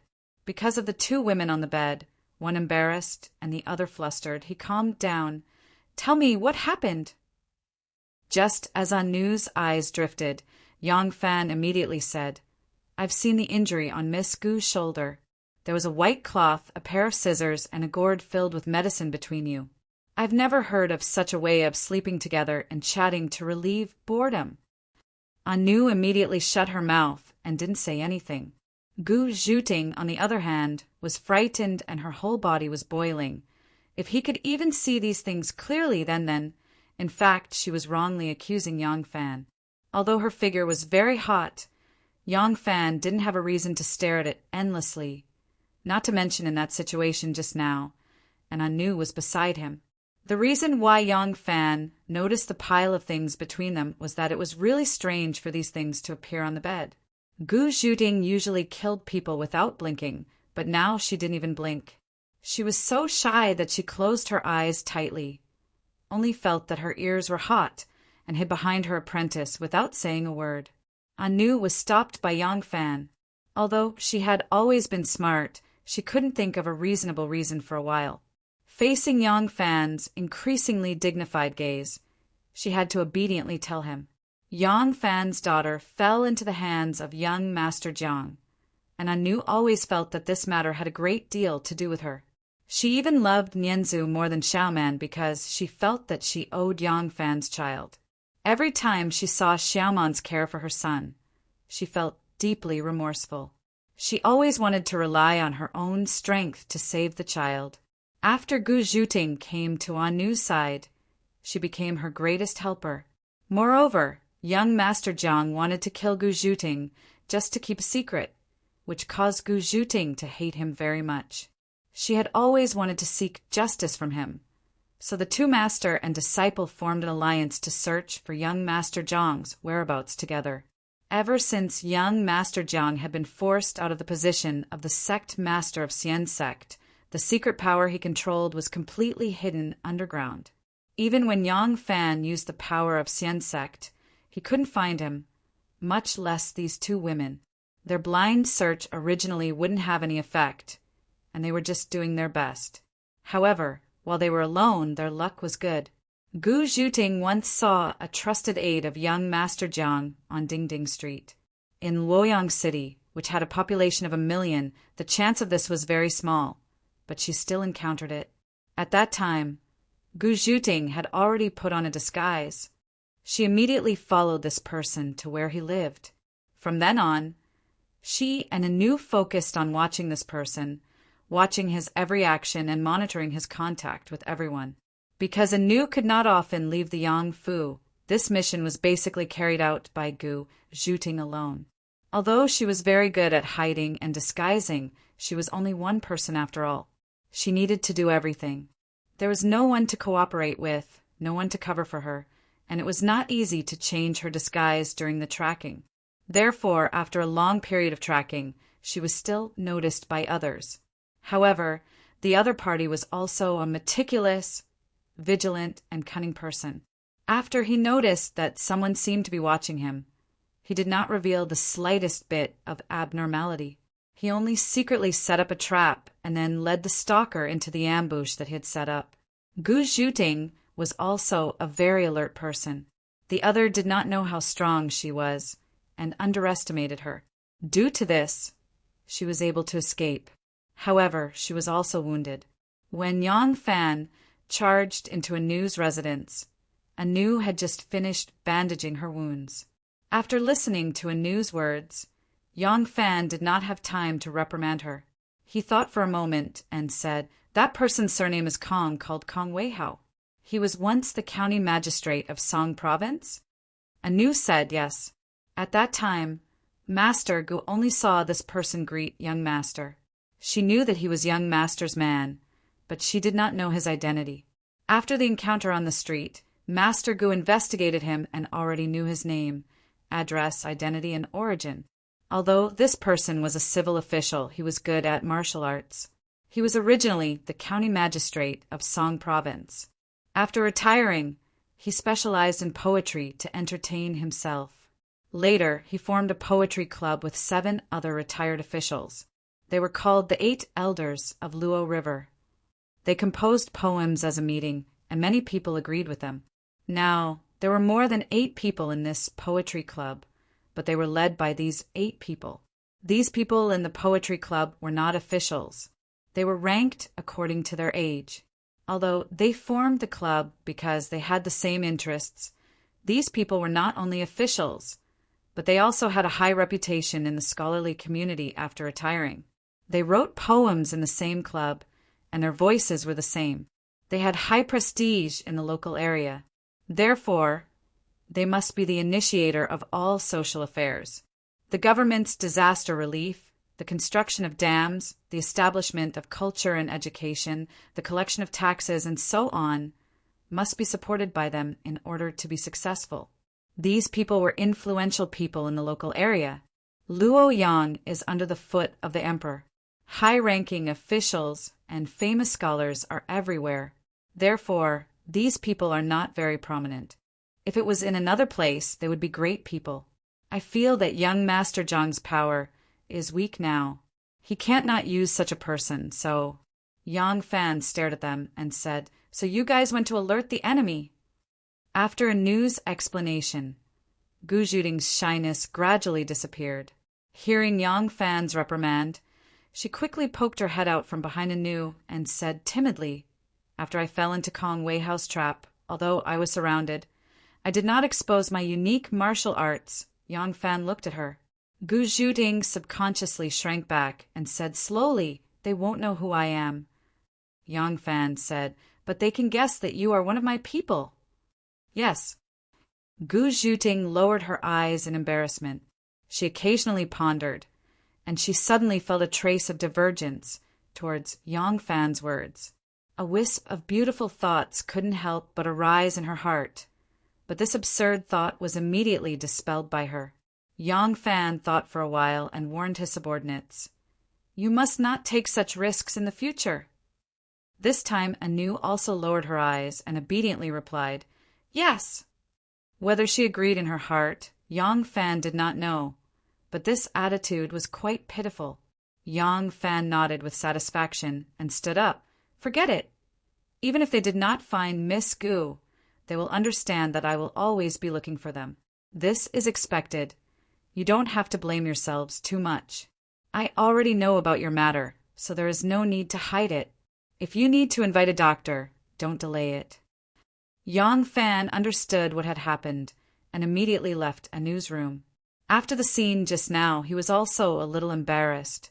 It was not good to stay in the room for too long. After Yang Fan left, he immediately called his guard commander Renwei to the study and carefully arranged. Gu Zhuting was only one person. Even if she had great ability, she could not split herself. But Yang Fan was different. He had a lot of people to mobilize. After listening to a news introduction just now, he keenly felt that this was indeed a possible breakthrough to find young Master Zhang. The existence of this kind of poetry society was from the Sui and Tang dynasties, and this kind of poetry society was never just a group of like-minded people getting together to eat, drink, and recite poems. This kind of association was like the embryonic form of the Hall of Succession. It was a way for celebrities and gentry to unite to exert influence on the local area and expand their political demands. Yang Fan believed that young Master Zhang was not the only one who belonged to Kong Weihao. Gu Zhuting did not have the power to keep an eye on them one by one, but he did. Since he did not know who that person was, he would keep an eye on all the 8 elders of Luo Shui. If this was not enough, he would keep an eye on all the famous, influential people in the Luo Shui Poetry Society. Yang Fan returned to his own bedroom. The lamp was as bright as a bean. Xiao Man was lying on her side, gently patting her son as he slept. Her beautiful hair draped over her shoulders. She was exceptionally charming. Seeing him come in, Xiao Man whispered, "Brother, you still have to go to White Horse Temple to attend the Great Spell Assembly tomorrow morning. Why did you come back so late?" Yang Fan smiled warmly at her and said in a low voice, "I'm going to sleep." Xiao Man got up and helped him to open his robe. Men slept inside. Yang Fan climbed onto the bed first, carefully turned over his son, and lay down on the inside. Xiao Man blew out the candle and also climbed onto the bed. Yang Fan opened his arms and gently hugged his wife and child. He smelled the milk fragrance from his son, and his mood was quite excited. Although he had never said it, how could he not worry about his daughter day and night? He intuitively felt that Miss Gu's discovery had increased his hope of saving his daughter. Chapter 685. The Spring Ghost Festival had arrived. For the royal family and officials, the daytime was their busiest time. This was because they had to enter the palace to meet the emperor and participate in complicated banquets and gatherings. For the common people, the Spring Ghost Festival was actually just a night. It lasted from the 15th to the 16th of the first month until dawn. A night of revelry was the true meaning of the Spring Ghost Festival. However, for this year's Spring Ghost Festival, they had a good place to go during the day: the White Horse Temple. Almost everyone in Luoyang knew that on this day, the White Horse Temple would hold a grand ceremony. It was an unprecedented event. Therefore, since early in the morning, many people had been rushing towards the White Horse Temple. At this time, the foreign envoys, relatives of the emperor, and high-ranking officials were gathered in the magnificent Vientiane Palace to celebrate the festival with their empress. By the time Yang Fan arrived at the White Horse Temple, the temple had already become a sea of people. The long street, which was still far away from the White Horse Temple, was already crowded with people. Both sides of the street were crowded with peddlers. They were happily peddling their business. Today's business was really good. Before reaching the gate of the White Horse Temple, Yang Fan saw a huge painting. It was a red painting of Mithra. The entire canvas looked to be at least 20 feet high. The things that Xue Huai made were always bigger and more majestic than others. Suddenly, Yang Fan heard a loud voice shouting from the crowd, "Look, look, do you see that?" I heard that Master Huai cut his own knee and used his own blood to draw the painting to show his devotion to Buddha. Hearing this, Yang Fan immediately turned around and looked at him. He cursed in his heart, "That's **T. It's like letting out all the blood of a cow to draw such a huge painting. Who is spreading this rumor? That's **T. While Yang Fan was thinking, someone in the crowd had already loudly refuted and loudly ridiculed the person who spoke.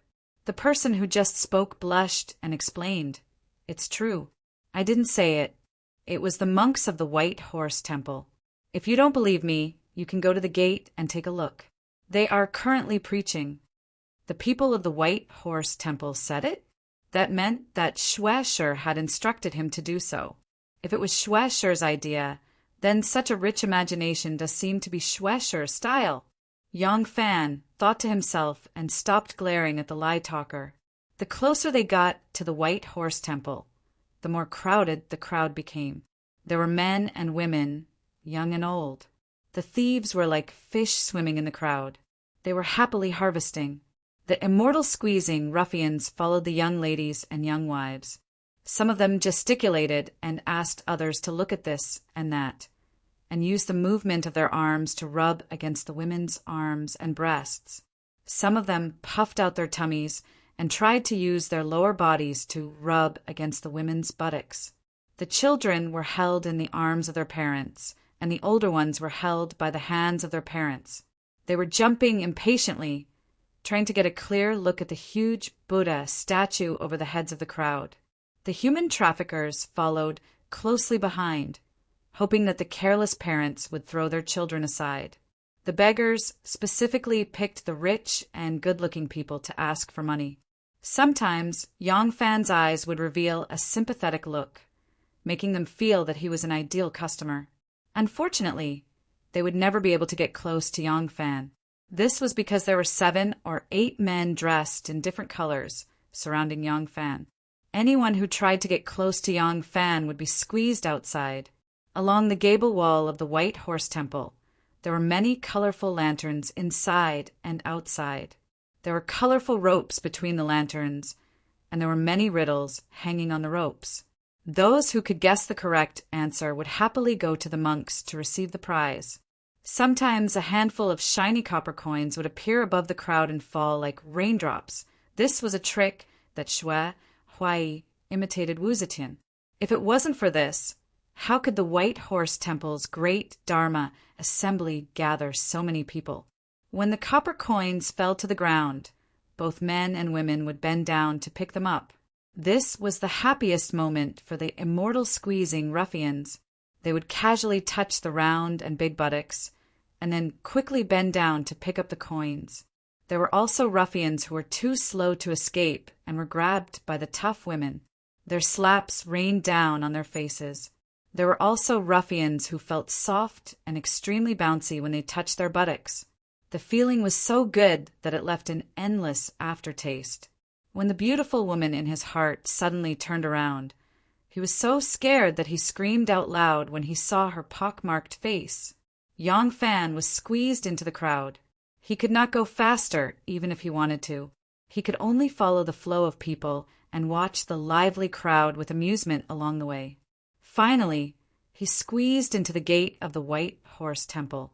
There were 2 monks preaching on both sides of the gate. In this era, it was very common for monks to use some grand festivals to preach the Buddhist scriptures in public, like they were performing in the Jianghu. They used this as a way to gain followers. What they preached was not dry and boring theories or profound scriptures that people could not understand. Instead, they preached some lively and interesting Buddhist stories.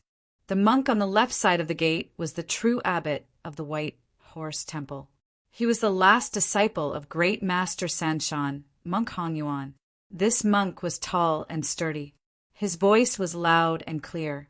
In such a noisy environment, it was impossible for people to hear him clearly if his voice was not loud. Compared to him, great Master Huai Yi's proud disciple, Hong Lu, who stood on the right side of the gate, paled in comparison.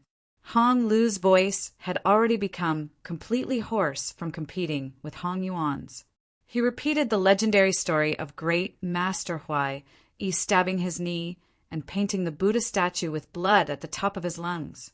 His hoarse voice was completely drowned out by the noisy crowd of tourists. However, the followers around him were far more numerous than those on Hong Yuan's side. This was because the followers had already discovered that the frequency at which copper coins were splashed was the highest. Hong Chi, you hold on for a while. I can't take it any more.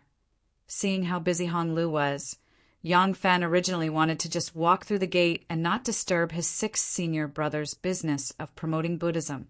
However, he only stood there for a moment before Hong Lu saw him. Hong Lu seemed to have eaten too much salt. He called his junior brother onto the stage with a hoarse voice that no one could hear. Then he jumped off the stage and squeezed through the crowd to walk towards Yang Fan. 17, cough, cough. Junior brother, you're here. 6th senior brother.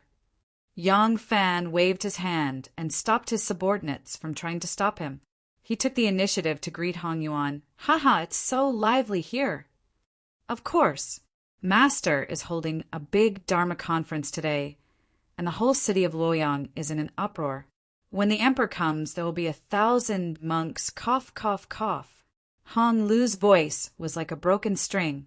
It was so shaky that no one could hear what he was saying. 6th senior brother, are you all right? I'm fine. Hong Lu waved his hand and rushed to a roadside stall to pick up 2 frozen pears. Master, you didn't pay. Pay my ass. Just now, Several copper coins fell on your chopping board, and they all went to your advantage. I saw it clearly from the stage. You still want money? You only care about money. Hong Lu used a voice that was even more eunuch than a eunuch to clearly reprimand him. He returned to Yang Fan's side and handed the frozen pears to Yang Fan. With a crunch, he took a bite of the frozen pear and chewed on the icy flesh a few times before saying, "My throat can't even speak." Yang Fan also took a bite of the frozen pear and let the cold and sweet juice seep into his throat. He smiled and said, "Why didn't you let your senior and junior brothers take your place?" Hong Lu shook his head. "Everyone is busy and can't spare anyone. Seventh junior brother just sent his wife and child away and just came back. That's why I grabbed him." "Wife and child." Yang Fan paused and then asked, "What about Master? Where is he busy?" Hong Lu said, "Master went to the palace early in the morning to accompany His Majesty to the great Dharma conference."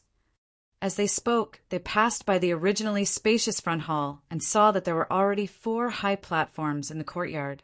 One was performing a play, one was telling a story, one was performing a dance, and one was doing Master Shue's old trade, shattering boulders on the chest and selling golden spear aphrodisiac. Yang Fan was quite sweaty at this kind of all-encompassing great Dharma conference, but it looked like the effect was pretty good. There was a sea of people in front of each platform, watching with great interest. Hong Lu glanced at Yang Fan's strange expression and couldn't help but burst into laughter. After laughing for a while, he began to cough again. "Cough, cough, ordinary people all like liveliness. Why don't we go to the Sangarama Hall? The reincarnated pure light Buddha is there, divining the past and present lives of people. Each divination is at least 100 strings, so there aren't many people there and it's extremely quiet." At this point, Hong Lu even winked at Yang Fan and lowered his voice to say with a smile, "Most of the people there are women, and there's no lack of beauties." Yang Fan smiled bitterly. "Forget it, let's go to the back hall. Is junior martial brother Ijua there? You go about your business, I'll chat with him." Hong Lu said, "Ijua is also busy with the great Dharma conference. Look, he's over there." Yang Fan took a closer look and indeed saw a platform in front of a great hall. Monk Ijua was sitting behind the table, talking nonstop like a storyteller. Needless to say, there were quite a number of people in front of him. Yang Fan was curious and didn't know what he was talking about, so he gestured to Hong Lu. The two of them didn't say anything and quietly moved closer. The two of them moved closer to listen. Monk Ijua was also telling a story, preaching the idea of karma and retribution. This idea was advocated by Buddhism, but he didn't just talk about the 6 paths of reincarnation, but also embodied the 5 ghost emperors, Ksitigarbha Bodhisattva, the 10 kings of hell, Oxhead, and Horseface. He actually mixed the figures of Buddhism and Taoism together and actually talked about them clearly and logically. Yang Fan had read a lot of books when he was young, so he knew a thing or two about Buddhism and Taoism. However, this was the first time he had heard of someone combining the legendary figures of Buddhism and Taoism and actually making them colleagues. He wondered if the chaos between the Buddhist and Taoist deities in the Central Plains had started from this Reverend Ijua, who wore a kasaya and worshipped Taishang Laozi. Yang Fan shook his head and teased Hong Lu. "Forget it. Junior martial brother Ijua is busy arranging the seats for Bain, Necropolis Great Emperor, and Ksitigarbha Bodhisattva. So let's not call him. Let's go to the back courtyard and have some peace." The illiterate Hong Lu said with concern, "All right, then let him be. Senior martial brother will accompany you for a drink or 2. Why hasn't the Jade Emperor decided who will be the boss between Ksitigarbha Bodhisattva and Feng, Du Heavenly Emperor? Can't you just discuss it with Buddha? We're all family, don't fight." Yang Fan was speechless again. Chapter 686. Yang Fan and Hong Lu wandered around the White Horse Temple. Under the management of Xue Huai, the White Horse Temple had completely degenerated into a big temple fair. There was no solemnity of a Buddhist temple. Instead, it was filled with sensual pleasures. On this day, very few people went to the Tenderness Square to seek pleasure. Therefore, the prostitutes in the brothel also took a long break and came to the White Horse Temple to relax. Many of the beautiful courtesans had changed into ordinary clothes and were accompanied by a playful and cute little maid and 2 big teapots with small hats. Their movements were elegant and their manners were dignified. They were even more elegant than the proper girls from the prestigious families. However, there was no lack of coquettish behavior. At first glance, people would know that they were girls from the brothel. Seeing this scene, Yang Fan could not help but shake his head. Not long after, Qin happened to bring his wife and child to the temple fair. They met an acquaintance, and the 2 of them gathered together to chat about everything under the sun. It was very comfortable. When it was close to noon, there was still no sign of the emperor. Qin guessed that the emperor would not appear during mealtime, so he invited Yang Fan to a restaurant outside. Yang Fan said goodbye to Hong Lu and left with Qin. According to Shui Huai's instructions before he left, the emperor would arrive at most 3/4 of the morning. However, the White Horse Temple waited from dawn until noon, and there was still no sign of the emperor. Hong Wen and Hong Lu discussed and decided that they had no choice but to eat first. In the end, there was another problem. Today, Shui Huai was holding a big Dharma conference. The so-called Dharma conference naturally included lectures and teachings. The most popular program was the chanting of 1,000 monks. Shui Huai was the protector of the state and had the power to command all the Buddhist sects in the world. Therefore, he transferred 1,000 monks from various temples and prepared to chant the Great Cloud Scripture. Wu Zetian liked grand occasions, and he thought that this grand occasion could make Wu Zetian like it. This event was not only grand, but it could also show that the emperor had the support of the people. More importantly, he was the one who proved that Wu Zetian was the reincarnation of Mithra with the Diyun Jingshu and made great achievements for her ascension to the throne. He also wanted the emperor to remember his kindness. In order to create a kind of mysterious effect, he hid all these monks in the back garden. There were 1,000 monks densely packed together. Each one was wearing a big red kasaya with a pillow hat on their head. They looked like 1,000 Tang Sanzang, bright red and awe-inspiring. But they had been standing from morning till noon and were so hungry that their chests pressed against their backs, and so tired that their heels were cramped. More importantly, Shui Huai originally planned to invite the emperor in the morning and hold a series of events. He planned to wait until the emperor was tired at noon and rest in the temple. At night, he would accompany the emperor to watch the lanterns. He did not prepare lunch for these monks, and the cooks of the White Horse Temple could not cook food for so many monks. Now that the emperor had not arrived, these 1,000 people could not leave, but they also could not let them starve. Hong Yi was so anxious that he walked around in circles. Fortunately, his master was rich. After some deliberation, his disciples took the initiative to ask the kitchen to prepare more food and to go out and buy a lot of food. There were a lot of unused pots in the kitchen, but the stove was limited.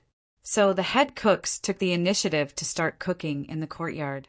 The firewood was very moist in the winter, so when the fire was lit, thick smoke could be seen billowing from the White Horse Temple. The smoke rose into the night, becoming another miracle of Luoyang.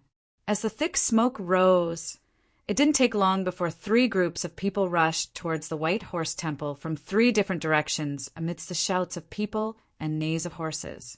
The first group consisted of Imperial Censor Jin Chao. The second group consisted of Luoyang Commandant Tang Zong, who was under the jurisdiction of the capital governor, and the third group consisted of the Jinwu Guards Brigade Commander Lu Xiangyu.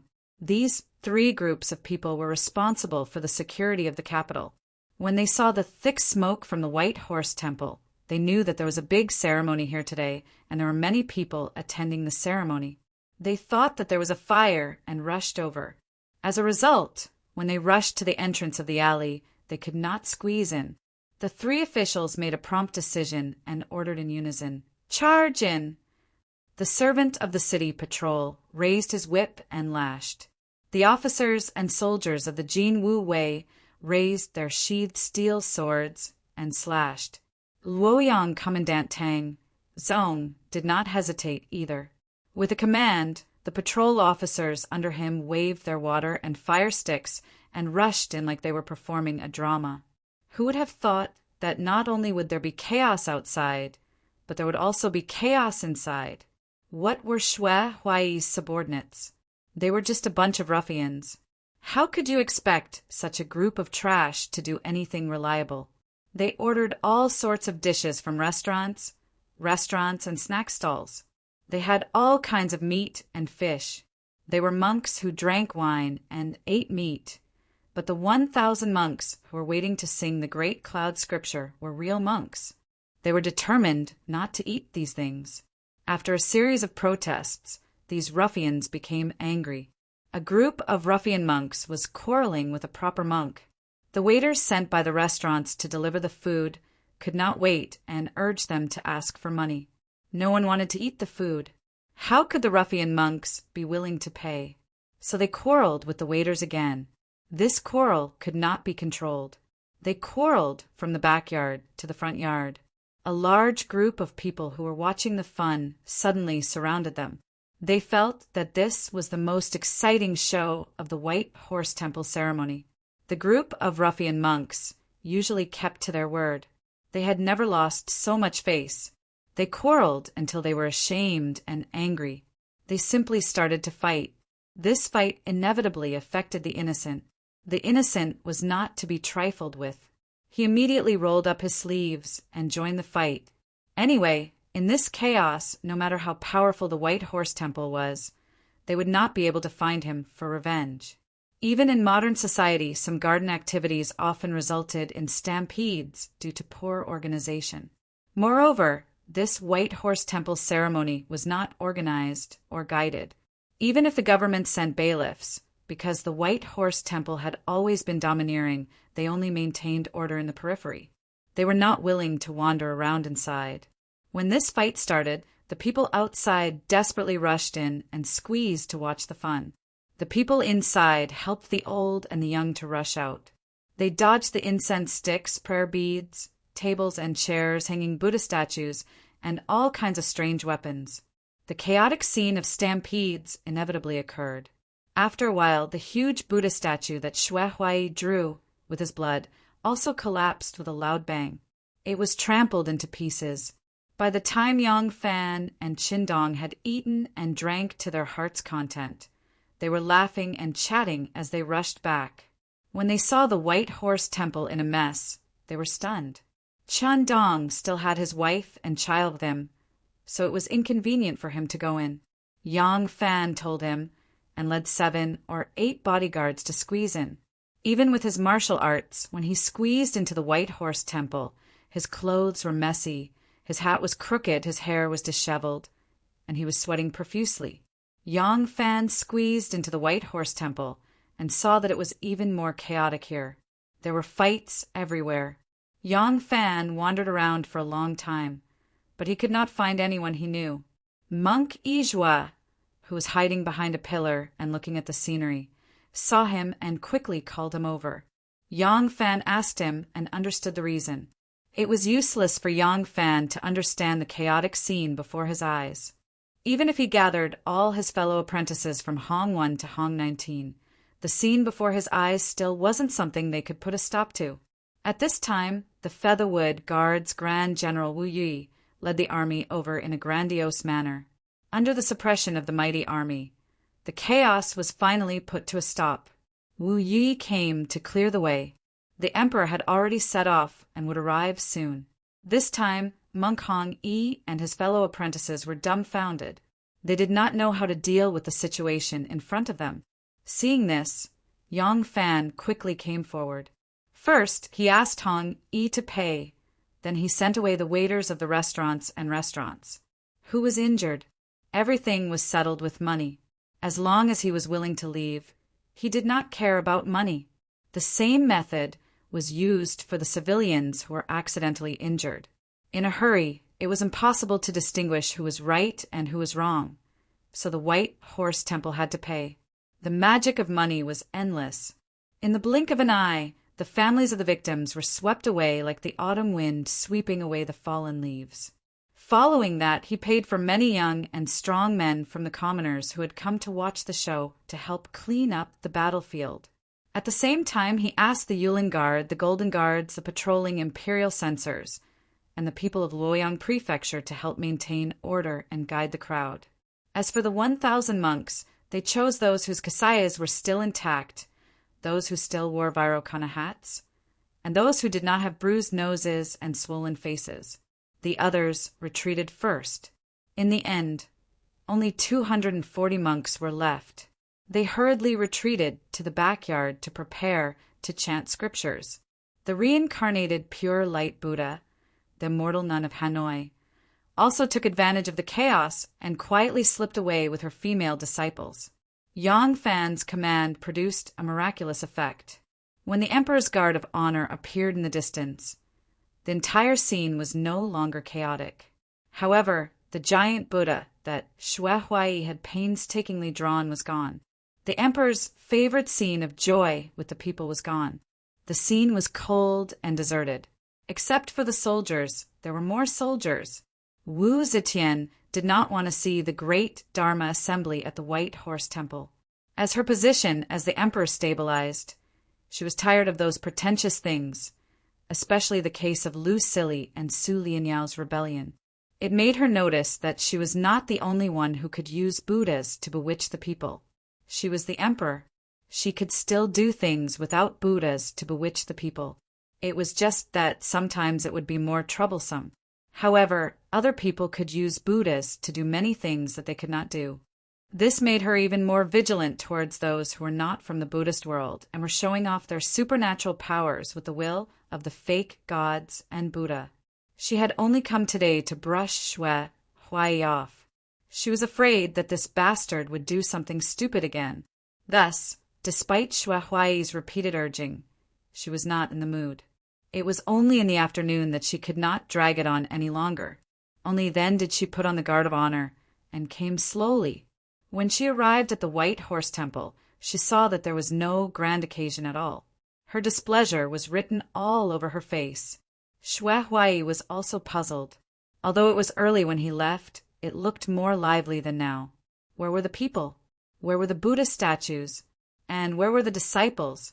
After looking for a long time, he saw Master Sanshan standing respectfully in front of the temple with a group of monks from the White Horse Temple.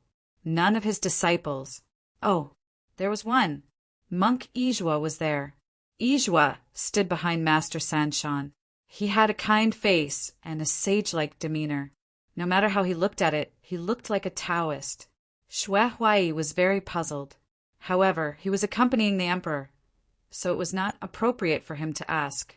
He could only bring the emperor into the temple with a belly full of questions. While Master Sanshan was leading the monks of the White Horse Temple to see the emperor, he hurriedly called Monk Ijua to his side. Monk Ijua hurriedly explained. Xue Huai's heart immediately turned cold. He did not care about being angry now. He only thought about how to please the empress in such a situation. Yang Fan tried his best, but he could only clean up the scene to this extent. He was now a minor official. He did not have the right to accompany the emperor, nor did he have the right to welcome the emperor. He could only blend in with the few remaining commoners. Looking at Xue Huai's ugly expression, Yang Fan shook his head secretly. He still remembered what Xue Huai had said to him that day in the golden hairpin drunkenness. Right now, he really wanted to rush up to Xue Huai and ask, "You can't let go of the riches and honor that you obtained by humiliation." Chapter 687. Xue Huai's meticulously planned series of preparations were all ruined during lunch. For a moment, Xue Huai was at a loss as to what to do. His original plans were all ruined, and he didn't know how to react. The so-called Great Spell Conference turned into a boring inspection of the White Horse Temple by the Empress. The Empress lit incense in the main hall and prayed silently. Then Shui Huai embarrassedly ordered the monks to chant the Great Cloud Scripture in the spacious courtyard. Some ingenious actions had to be taken at the right time in order to have a refreshing effect. Shui Huai originally planned to use surprise after surprise to arouse the Empress's interest. Then he would use the powerful ode of 1,000 monks to reach the climax of today's Great Spell Conference. But now there was no foreshadowing or ambush. He directly used the ode of 1,000 monks, which was dull and dull. Moreover, the 1,000 monks no longer existed. Now there were only about 200 monks who could make a grand entrance. They came very early in the morning and didn't eat breakfast or lunch. The group fight made them angry. Therefore, the chanting lost some of its solemnity and holiness, leaving only a drowsy hum. Wu Zetian didn't have any expression on her face. She didn't show any joy or displeasure. She just indifferently looked at the monks who were chanting. Shui Huai tried to muster up the courage to say a few words, but he didn't dare to say them. At this moment, a sonorous and powerful sound of gongs and drums suddenly came from outside the White Horse Temple. The sound of the drums was loud and powerful. Every time the drum was hit, not only the leather covering the drum trembled, but also the hearts of the people. This kind of exciting drum sound immediately attracted the attention of everyone in the White Horse Temple.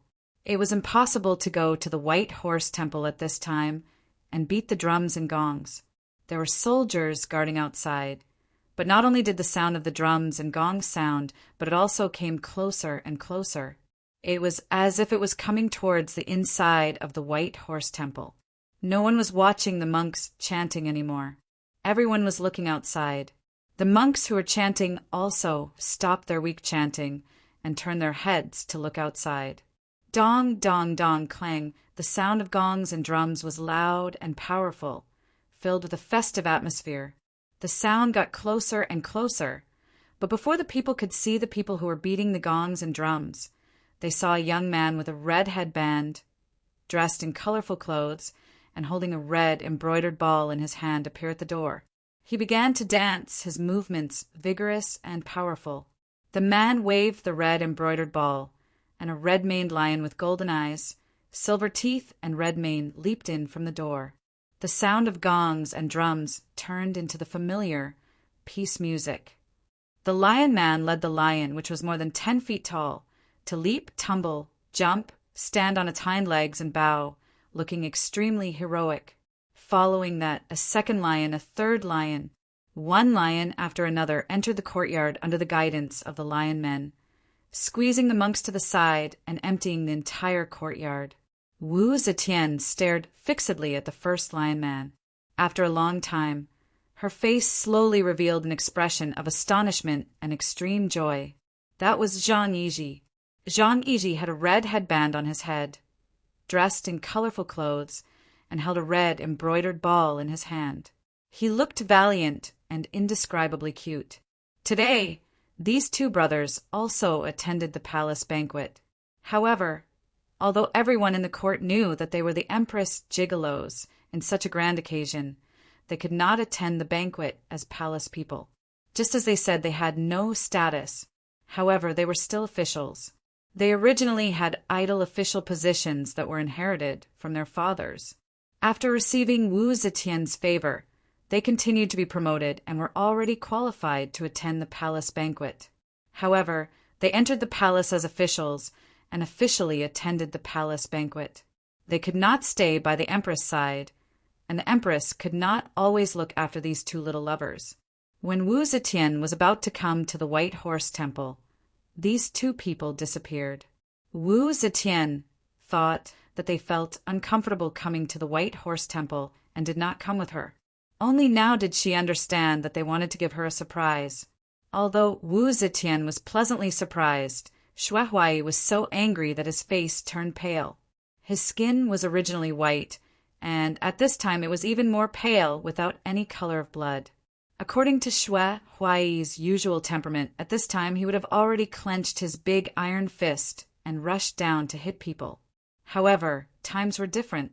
He did not dare especially when the one who was performing the lion dance was Zhang Yiji, especially when the Empress's face showed a happy expression. The Shangyuan festival was a celebration. If he wanted to make the Empress happy, others could naturally make the Empress happy. What reason did he have to hit people? The fifth wolf is here. Then where is the sixth wolf? Wu Zetian subconsciously took 2 steps forward and looked at the male lion dancers.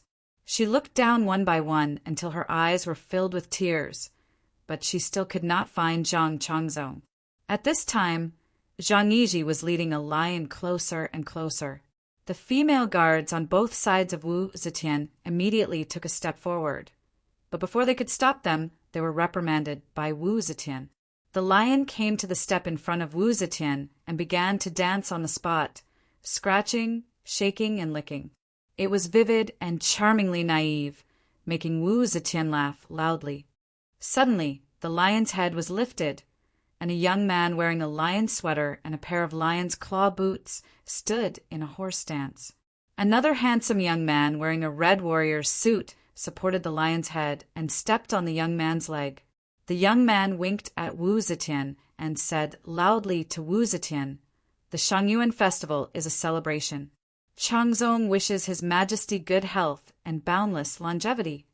Zhang Changzong's handsome face was flushed, and his forehead was full of sweat. Seeing this, Wu Zetian felt distressed and happy. If it was not really inappropriate, she would have taken a handkerchief and come forward to wipe his sweat. Wu Zetian hurriedly said, "Good, good, good. Fifth wolf, sixth wolf, you are really considerate."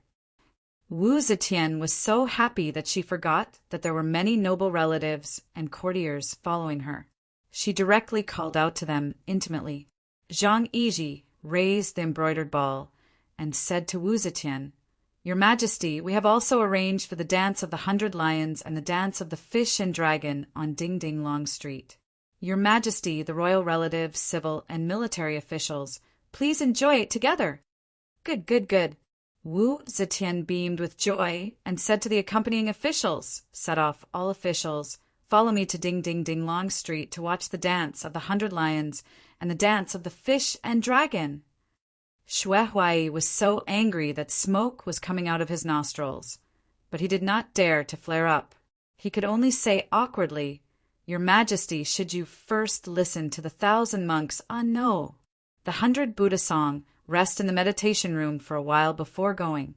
This humble monk is worried that your Majesty's dragon body." Wu Zetian's face darkened, and she said lightly, "I am in good health and do not need to rest. Set off. Your Majesty, set off." Amidst the sound of gongs and drums, the 9 male lions were led by Zhang Changzong and Zhang Yiji's lion heads, followed by the emperor and the civil and military officials. Just like that, they left Xue Huai behind and walked out. Xue Huai stood there with his back straight, watching the crowd leave in disorder. No one turned back to look at him, not even with a mocking gaze or a mocking expression. The light in Xue Huai's eyes gradually dimmed, and he stood there like a stone statue. In the distant corridor, the few remaining people in the temple had gone to watch the dance of the 100 Lions and the dance of the Fish and Dragon. Only Yang Fan was left standing there.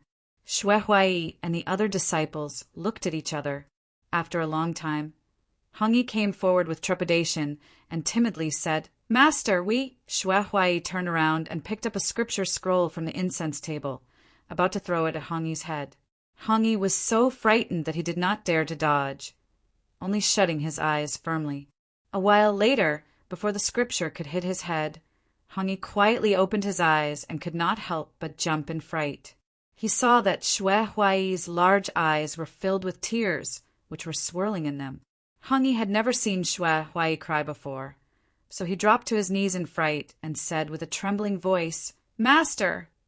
Xue Huai slowly lowered his head and looked at the scripture scroll in his hand. This was the great cloud scripture that he had asked the Sanshan master and the other eminent monks to transcribe with ox blood. Of course, to outsiders, he still claimed that he had transcribed it with his own blood.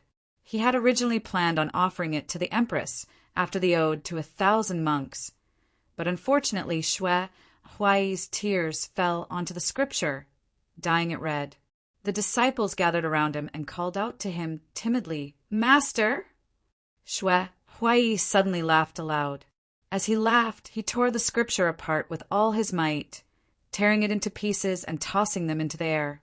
The scripture danced in the air like blood-red butterflies. Shui Huai slowly made his way to the backyard. His shoulders slumped down powerlessly, and his tall figure was filled with loneliness and desolation. Hongyi crawled to his feet and stared at Shui Huai's back blankly. Hong Lu whispered, "First senior brother, should we go and comfort master?" Hongyi glanced at his senior brothers, and they all took a step back subconsciously. Shui Huai would hit people when he flew into a rage, but his behavior right now had never been seen before. It was probably not as simple as just hitting people. Who dared to persuade him at a time like this? And what could they do? A large hand patted Hong Lu's shoulder. Hong Lu turned his head and saw that Yang Fan had already arrived before him at some point in time. He patted Hong Lu's shoulder and said to the others, "Go to the corner and send away those monks. I'll go persuade Master Shui." The disciples were overjoyed. They all knew that their master treated this 17th junior brother differently, so they nodded and agreed in a hurry. Shui Huai walked into the backyard in a daze and stood in the middle of the forest of steels and pagodas. His eyes were blank. Yang Fan slowly walked to his back and stood 10 feet away from him. He accompanied him in silence for a while before asking slowly, "Why is Master Shui sad?" Shui Huai trembled and said, "I accompanied her for more than 10 years, more than 10 years. Yang Fan said coldly, "So what? Has Master Shui ever truly liked her for a day?" Shui Huai suddenly turned around and glared at Yang Fan with eyes that seemed to be spewing fire. Yang Fan was not afraid at all. Instead, his words became even colder. "I still remember that Master Shui once told me the truth after he was drunk. You hated her, hated that old woman very much. When you shared a bed with her, you pretended to be fascinated and excited to please her, but at the same time, you endured the disgust and disdain. If she no longer dotes on you, wouldn't that be a relief?" Shui Huai roared, "I can't accept it. I can't accept it. I accompanied her for more than 10 years. Yang Fan smiled, and his tone became even sharper. "So what? Didn't you get anything? What kind of person was Master Shui back then? She was just a street drug dealer. If the princess hadn't introduced you to her, what would you be now? What's more, he's just a medicine seller." Shui Huai seemed to have been punched by an invisible fist in the air. He staggered 2 steps back, and his face became even paler. Yang Fan said, "For more than 10 years, you accompanied her and obtained endless wealth, power, and status. Nobles led the horse and fell the stirrup for you. And the Prime Minister let you beat, scold, and humiliate him. Did you suffer any loss? Since you only used your beauty to entertain people and never had a day of true love with her, then why are you sad when you are replaced by someone else?" "I understand what you mean." Shui Huai was originally trembling with anger, but he suddenly calmed down and silently turned around. He said, "I know you want to wake me up, I know." He slowly raised his head and looked at the moss-covered pagoda. After a moment of silence, he slowly said, "Let me calm down, let me think about it." Yang Fan nodded, turned around, and walked out. When he reached the edge of the pagoda forest, he stopped and said to Shui Huai with a straight face, "Isn't falling out of favor a kind of release for Master Shui? As long as you are willing, from this moment on, you can live the life you truly yearn for." Chapter 688. After dinner, Yang Fan and his family also went to the streets and gathered in the excited crowd. Yang Fan held the child in his arms. The little guy was very strong, and his neck could already stand up from time to time to look around. Of course, most of the time, he still liked to comfortably lie on his father's broad shoulders and spit bubbles. The child seemed to treat spitting bubbles as a game, but his mother especially liked to make him clean. She followed him all day and wiped him with a handkerchief. The more she wiped, the more excited the little guy became. The confrontation between the mother and the child continued. Only when his father hugged him was the most enjoyable. Yang Fan never cared whether the child spit bubbles or not. So a thin layer of ice had formed on Yang Fan's shoulders. In this day and age, there were not many men carrying children. It was not that men were lazy, but things like cooking, washing clothes, and carrying children were naturally done by women. If men did these things, they would be laughed at. Therefore, on the streets, many of the men who went shopping with their wives and children could only be strong and strong men walking leisurely in front, while the women who were dressed to the extreme carried one in their arms and held the other in their hands, stumbling behind. The men even had to stop from time to time and wait impatiently for them. It was rare to see people like Yang Fan. Fortunately, everyone's interest was on all kinds of colorful lanterns, so no one had the time to laugh at him. Xiao Man and Anu accompanied him on his left and right. Gu Zhuting was disguised as a maidservant in green, and she looked to be about 16 or 17 years old.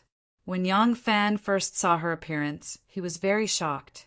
He only knew that young people could use various means to make themselves look older, but it was really unimaginable to make someone look younger. But now, something unimaginable had happened in front of him. He looked up and down, left and right, but no matter how he looked, he couldn't find any evidence that Miss Gu didn't look like a 16 or 17-year-old girl. It was only when Anu pinched his waist that he stopped looking.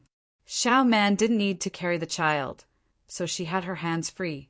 Now she was holding a bag of fried oil hammers in her hand.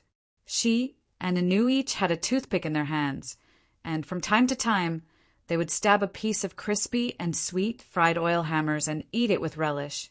They were obviously very full at night, but they didn't know why this sticky and sweet thing was so attractive. Elder brother, how was the White Horse Temple assembly today? Xiao Man asked Yang Fan while looking around and admiring the various lanterns with great interest. Yang Fan sighed and said, "Do you still remember the 2 times Master Shui led the troops into battle?" Xiao Man glanced at him and asked, "Yes, why?" Yang Fan sighed again and said, "If the opponent chooses not to fight, Master Shui will definitely win." Xiao Man's black eyes rolled around. With the fried oil hammers in her mouth and her cheeks puffed up cutely, she asked, "What if the opponent wants to fight?" Yang Fan shook his head and said dejectedly, "The result will be unimaginable." Thinking about the scene of Zhang Changzong and his brother leading the excited Wu Zetian away, it was like a loud slap on Shui Huai's face. Yang Fan felt sad for him and could only hope that Monk Shui would really think things through. In fact, with Shui Huai's current wealth and power, it was enough for him to live a wealthy life. If he was willing to let go now, the apologetic Wu Zetian would definitely compensate him. Moreover, he was harmless to anyone. No matter how the political situation changed in the future, no one would find trouble with him. Yang Fan couldn't understand why Shui Huai was angry and sad, especially since he clearly hated Wu Zetian, who said that a woman's mind was hard to guess. Shui Huai was a man, but his mind was also hard to guess by Yang Fan. Xiao Man tilted her head and thought for a while. She blinked her big eyes and said, "That is to say, something unexpected happened in today's assembly?" Yang Fan laughed and scratched her cute nose. He said with a smile, "My wife is indeed smart." Children already know how to imitate adults. Yang Yanzu saw Yang Fan's actions, and his little but immediately arched into Yang Fan's embrace. He squealed, looking like he wanted to copy his father and scratch his mother's nose.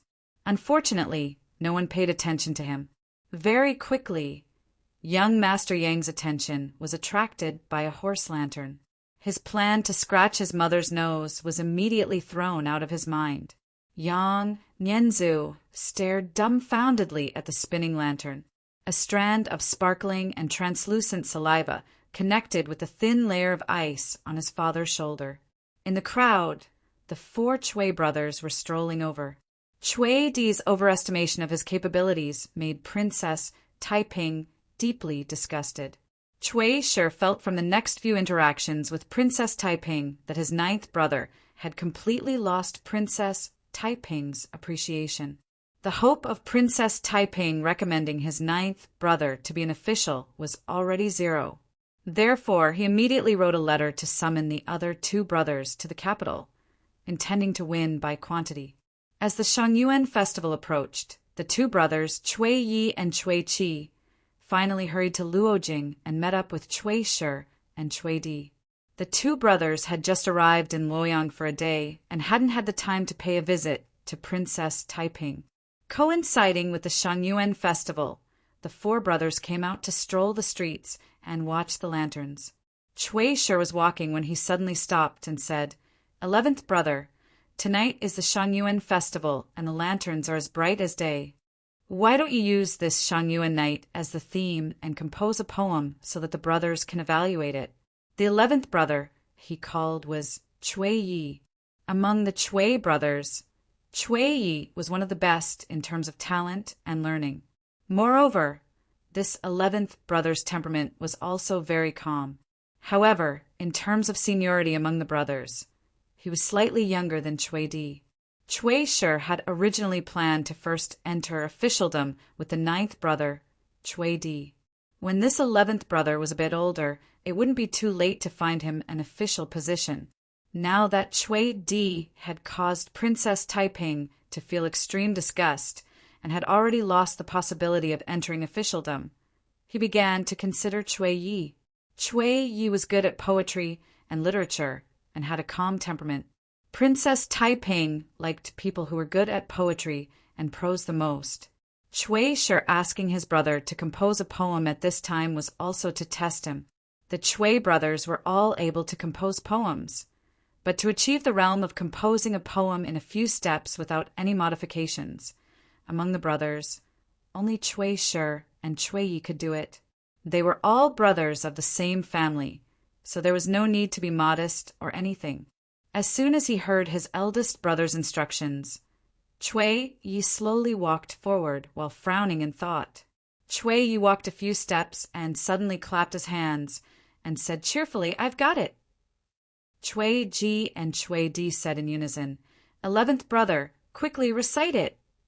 Chui Yi shook his head and said, "Don't rush the jade leek copper pot, the iron gate and golden lock open all night, who can see the moon and sit idly, or can hear the lantern and not look."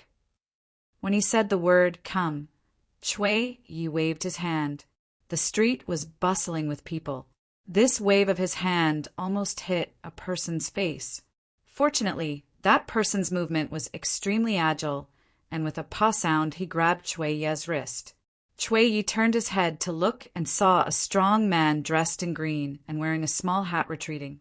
Behind him, a man walked up with a child in his arms. He said to Chui Yi with a smile, "People come and go on the long street. Young Master Chui, please don't be so arrogant." Chui Di was stunned and said, "Yang Langzhong." Yang Fan laughed and said, "Now that I have even been suspended from my position as the soup supervisor, I can't even talk about the doctor of medicine anymore." Chui Di smiled bitterly and said, "Yang, Erlang must be joking." Chui Di's eyes reddened when he saw his love rival, but he did not think that Princess Taiping had never looked him in the eye. He did not know where this love rival came from. As soon as he saw Yang Fan, his face darkened and said to Chui Di, "Eldest brother, the lantern over there is very magnificent. Let's go take a look." Chui Di's face darkened and said to Chui Di sternly, "Jilang, after Shangyuan, you should go home." Chui Di was dazed and asked, "Eldest brother, what is it?" Chui Di said coldly, "I am your eldest brother. When you are outside, everything should be arranged by me. Do I need a reason? After Shangyuan, you should immediately return home." Finishing, Chui Di left behind the bewildered Chui Di and said to Yang Fan with a long bow, "Erling, my younger brother, is young and inexperienced. If he has offended you, please forgive him." Yang Fan held the child and stared straight behind him. He did not know what he was looking at so intently that he did not respond to Chui Di's words. Chui Di felt a wave of shame and thought, I have already apologized to you on behalf of my brother. Is that not enough? Even if you are the leader of Xianzong, you can't be so arrogant to me." But he then found that something was wrong. It was not just Yang Fan who was looking behind him. More and more wanderers stopped in their steps and looked into the distance. Some of the people who were walking with him also detected the strangeness of the others and turned their heads. Chui Di reflexively turned his head to look and was instantly shocked. In the distance, it was like a burning torch. The flames shot into the sky, reaching hundreds of zhang high. This fire stole all of the light from the lantern wheels, the lamp trees, and the lampposts of Shangyuan night. It was like a torch in the hands of a god, flashing and piercing the night sky. At the beginning, the light of the fire was slightly dim, but in a moment, it illuminated the entire city in red. Chui Di couldn't help but shout, "Imperial Palace! That is the Imperial Palace!" Yes, the place where the fire was coming from was the Imperial Palace. Inside the Imperial Palace, the most majestic and largest heaven had already become a burning torch. This heaven was completely made of wood, and there were countless cloth curtains with scriptures written on them that would light up with a light.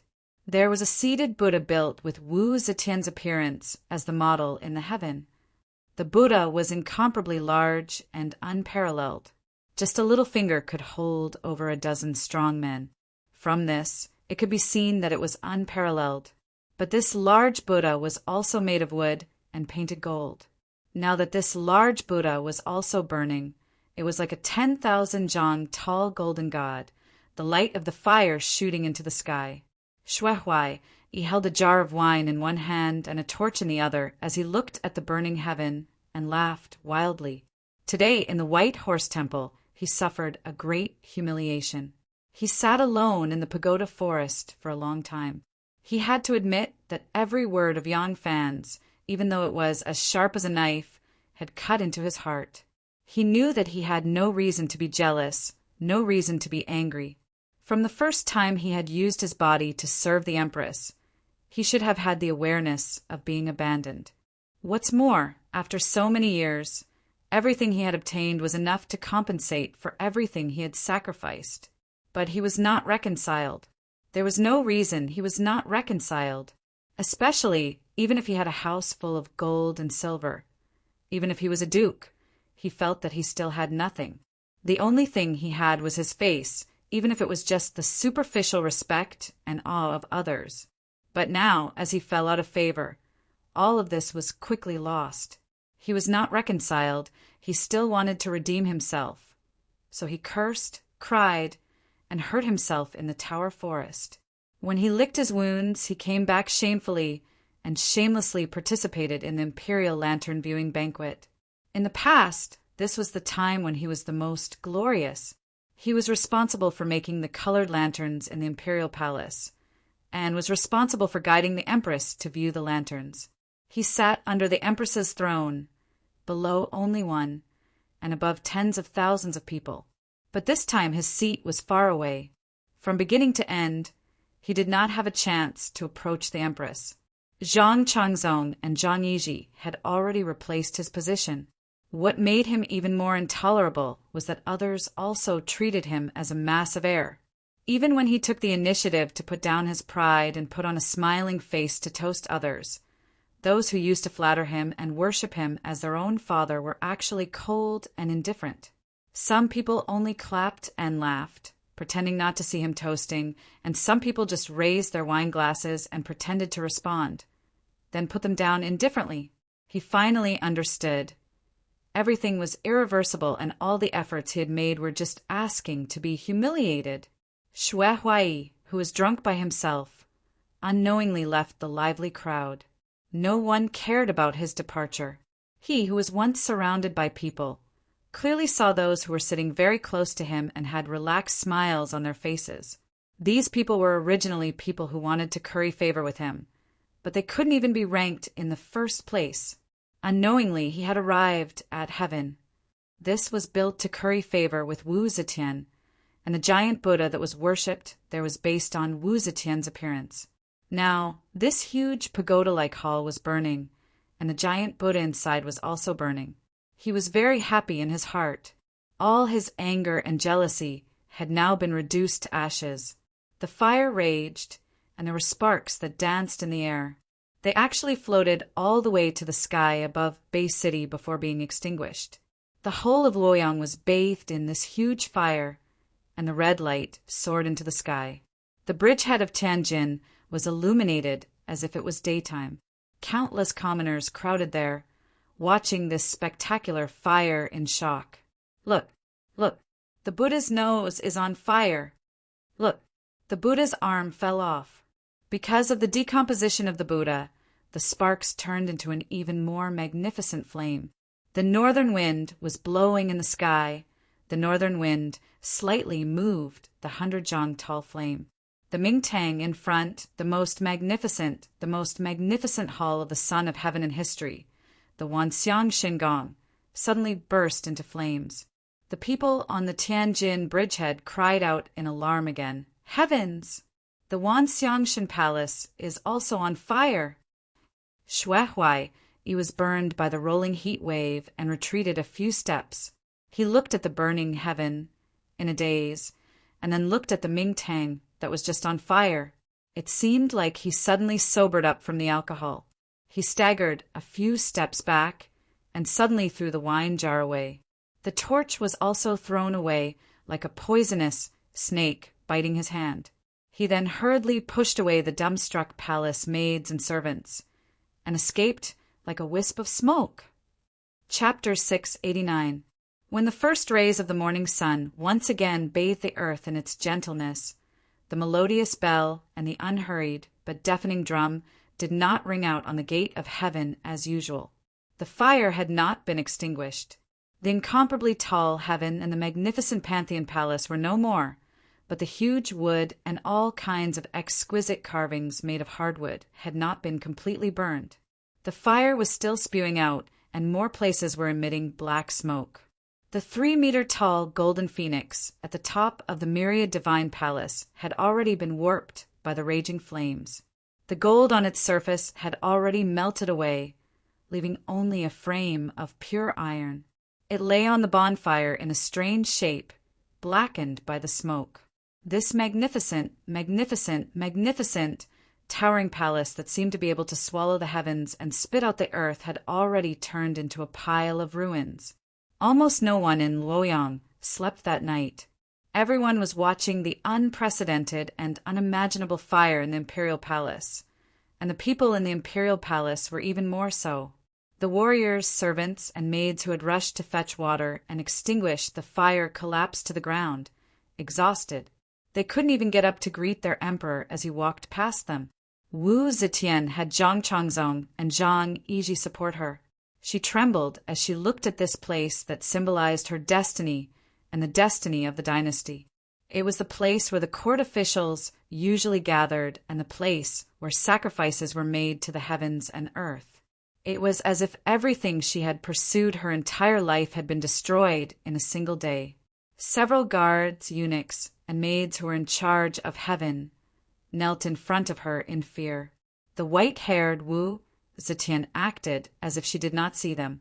She just looked at the still burning flames and the black smoke in confusion, trying hard to imagine what that place looked like yesterday. Your Majesty, the Prime Minister's request an audience. Your Majesty, King Liang, King Wei, Princess Taiping, and the other members of the imperial family request an audience. Your Majesty, tell them to wait. Wu Zetian trembled as she turned around. Her voice was surprisingly calm. However, it seemed like she couldn't stand still even with Zhang Changzong and Zhang Yiji's support. The dragon-headed walking stick in her hands was also forcefully propping itself against the ground. Wu Zetian tried her best to move forward and straighten her back. After just a few steps, she felt as if she had climbed a very high mountain and was out of breath. Wu Zetian stopped in her tracks and stared at a person. That person immediately walked over and bowed. Wu Zetian breathed heavily and said carefully, "Subject Ji, you have always been alert and meticulous. Those people, I will leave them to you." As Wu Zetian spoke, her eyes drifted to a place not far away. The person in front of her understood tacitly. He bowed slightly and replied softly, "I, Wu Zetian, will not disappoint your majesty." Wu Zetian looked at him deeply again and nodded. She seemed to gain some strength in her steps. Ji Su stood where he was, silently watching Wu Zetian walk away, a cold, murderous aura slowly rising on his face. He waved his hand, and a fully armored general of the Yulin army strode in front of him. That day, Ji Su fled from Chang, and in a sorry state to Luoyang and begged to see the emperor. Shanghai won, or sensed that there was something fishy going on, and this fishy thing was very likely to be harmful to Lai Junchen. She immediately took control of him and went to see Wu Zetian. The emperor's close minister was here. Some things that the emperor could do or not do, which could be allowed or not allowed, could be completely different when an ordinary minister talked to his close minister. Wu Zetian made an exception and summoned Ji Su. From this, it became clear that the real instigator of Lu Sili and Lu Lianou's case was this unlucky man in front of her. But unexpectedly, she did not punish Lai Junchen. Instead, she gave Ji Su the position of imperial scholar and kept him by her side. Imperial scholar was in charge of guiding the imperial carriage, writing the 5 ceremonial notes, monitoring the ceremonies and objects, and deciding on the conferment of titles for princes, dukes, and ministers. His rank was not high, but he was truly the emperor's close minister. No one understood why Wu Zetian had done this. Although Ji Su had turned danger into safety, he had not been able to bring down Lai Junchen. Ji Su was also a very deep thinker. He wisely did not bring up this matter again, and only obediently became an imperial scholar. When Lai Junchen learned of this matter, he was very frightened for a while, but the emperor did not give any punishment, so he could only shamelessly pretend that he did not know of this matter. However, this beating was more effective than any warning. Lai Junchen worked even harder and more orderly, at least on the surface. Ji Su knew that the empress wanted him to kill everyone who had seen Shui Huai set the fire last night. She could not let others know that the dignified place where she governed the world and commanded her ministers had been burned because of a lover's jealousy. That would cause her to lose face in front of the people. Once Wu Zetian left, he began to prepare. This was the first task the empress had given him, and he had to do it well. After whispering in his ear, the general of the imperial guards showed a shocked expression, but Ji Su's icy expression caused him to wake up. Ji Su gave a few more instructions in a low voice, and the general of the imperial guard swallowed with difficulty and hurriedly left. Soon, a troop of imperial guards that had been standing guard outside the perimeter was gathered. Then all the palace maids, guards, and eunuchs that had been on duty that night in the Hall of Light and Heaven were all tied up. The people who were tied up were all dejected. They knew that such an important place had been destroyed, but they had not thought, one after another, the people who were tied up like dumplings were thrown into the raging fire. Because the fire was too hot to approach, every person who was tied up was thrown into the fire by 4 tall and sturdy warriors. Their eyes were filled with fear and panic, but no one cried or cursed because everyone's mouth had been gagged. The other palace maids and eunuchs that were putting out the fire were stunned by this terrifying scene. This night for them was a day from hell. The officials came to pay their respects to the empress. The Wan Xiang Divine Palace no longer existed, so the empress received the officials in the Hall of Proclamation. This was the most miserable court meeting she had since ascending to the throne. The officials were crowded in the hall, and there was not even a place to stand. And the emperor did not have the alchemy emperor, so he could only sit in front of them behind an imperial desk covered with yellow silk. When Wu Zetian arrived, Shanghai Wanner was comforting the officials, telling them that the emperor was well and the fire was under control. Although she only picked out the things that could be said, because the officials came in batches, this kind of repeated explanation made her mouth dry. It was not until Wu Zetian arrived that the crowded hall quieted down.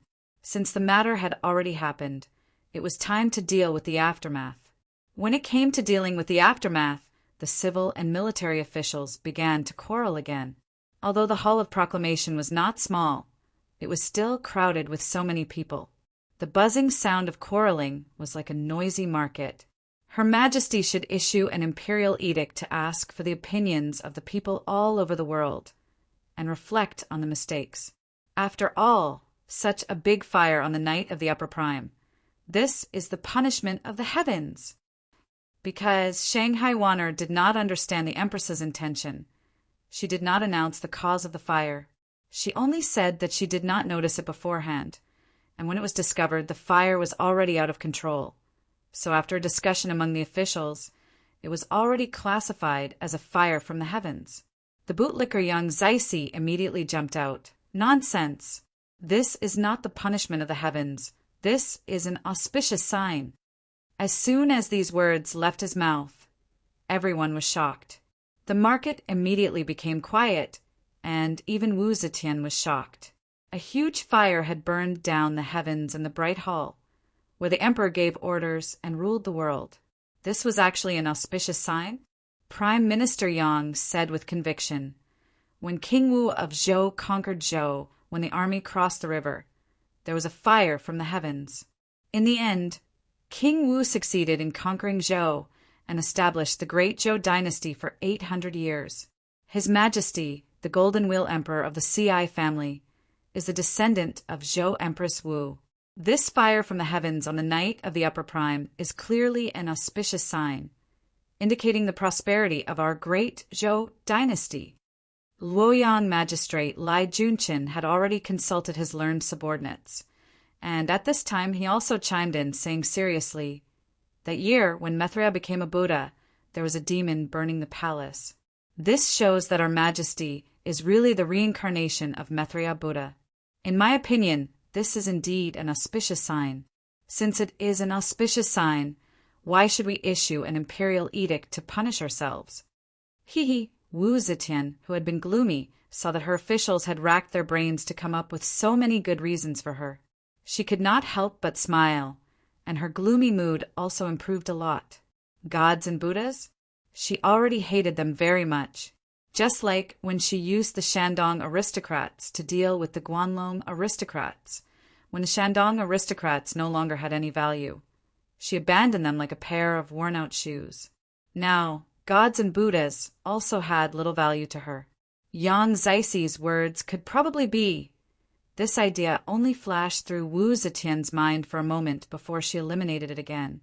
Yang Zaisi could flatter her endlessly, but she, as an empress, could not lower her IQ so shamelessly. Heaven and Ming Tang were burned, and it was actually a good omen. If this was spread out, she, Wu Zetian, would become the laughingstock of the world. Wu Zetian chuckled twice and leaned back on the chair tiredly. She said lightly, "This fire is not the heaven's fire. It is not a warning from heaven, nor is it an auspicious sign from heaven." She swept her eyes over the officials and said resolutely, "I have already investigated clearly. The interior of heaven is being repaired, but the craftsmen did not take good care of it and did not guard it properly. They stacked a few rolls of linen too close to the source of the fire, which caused this great disaster. I have already ordered people to severely punish the culprit." The officials looked at each other. Since this matter had nothing to do with the heaven's fire, there was no need to talk about heaven's punishment or auspicious sign.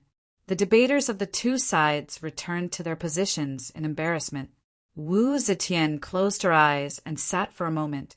She opened her eyes and slowly stood up. The original decadent and defeated look was swept away, and she became strangely excited.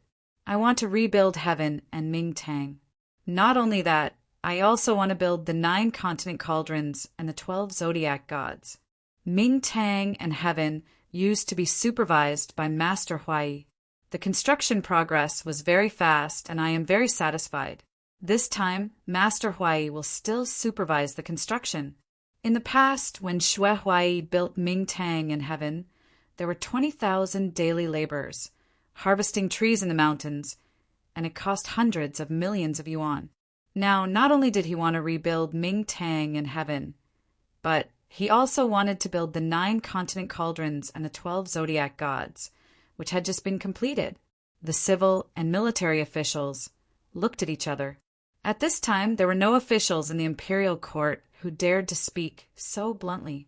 Such officials were either beheaded or sent to other places. Although someone suggested that the emperor should issue an edict of self-condemnation, it was only in accordance with the rules since ancient times. It was not intended to embarrass the emperor. Now that the emperor had made a decision, no one dared to oppose it. Chapter 690. Yang Fan did not watch the fire for the whole night. Although it might be a rare grand scene in his life, it did not seem fun to watch the fire with his wife and children. When his son began to feel sleepy and closed his eyes to play with the donkey, he took his family back home. After returning home and putting the children to sleep, he stood in the courtyard with Anu and Xiao Man and sighed together for a while before returning to his room to sleep. Even if the palace was burned to the ground, it had nothing to do with him, and he did not associate the fire with Shui Huai. The next morning, he dealt with some matters in the study and casually inquired about the situation of the fire last night. He could not help but sigh when he learned that Ming Tang and Heaven had been burned to rubble. Near noon, Ren Wei came to report. The people escorting the illusion artist to the capital had arrived. Yang Fan could not help but frown. With such a big thing happening in the palace, a series of celebration activities must be cancelled. If he could not let these illusion artists, who could expose the fraud of the swindlers, appear in front of Wu Zetian in a natural way, Wu Zetian would definitely be more vigilant. In this case, even if he could use the Empress to settle the score with the 3 swindlers and successfully eradicate young Master Zhang's important power, it would also bring great losses to himself. The Empress would not be unaware that someone was using her. With her strong character, she would not hesitate to obliterate those who used her. Yang Fan was still hesitating whether to let these artists stay in Luoyang and wait for the opportunity, or to forcefully expose the tricks of the 3 swindlers, regardless of the risk of exposing his own power. Another message was sent to his residence. After receiving this news, Yang Fan decisively ordered to first settle the illusion artists and wait for changes. The fire last night, which had nothing to do with him, suddenly made a major turn in his plan. The news Yang Fan received was the so-called reincarnation of pure light Buddha, the Shenhui of Hanoi, has been expelled by the emperor. It turned out that after the fire in the palace, the old nun of Hanoi also heard the news and rushed to the palace to express her condolences. At that time, Wu Zetian had just sent away the civil and military officials and the members of the imperial family. She returned to Lichuantai and lay down on her bed. The news of the old nun from Hanoi suddenly ignites Wu Zetian's suppressed anger at this moment. You are known as the reincarnation of the pure light Buddha and can see the past and the future. Why didn't you explain to me why Heaven and Ming Tang were on fire? As soon as the old nun saw Wu Zetian, she was frightened by her roar. She was so scared that her knees went soft and she knelt on the ground. Lies. It was all a lie. It was all a lie. You liar. You swindler. Wu Zetian's voice could not help but tremble. Back then, in order to build Ming Tang and Heaven, the treasury had been exhausted. That magnificent building was her pride, it was her symbol, it was her sacred palace that commanded the world. But now, there was only a pile of rubbish that had not been completely burned.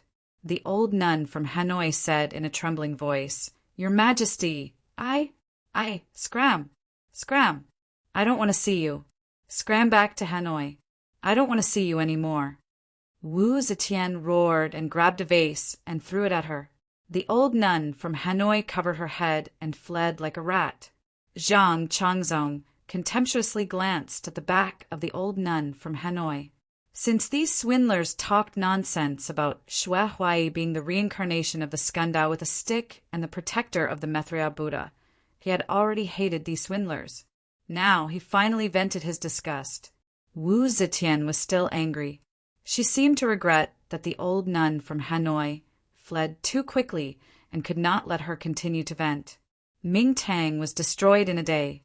Her heart ached, but she could not immediately execute the culprit. The anger in her heart was really indescribable.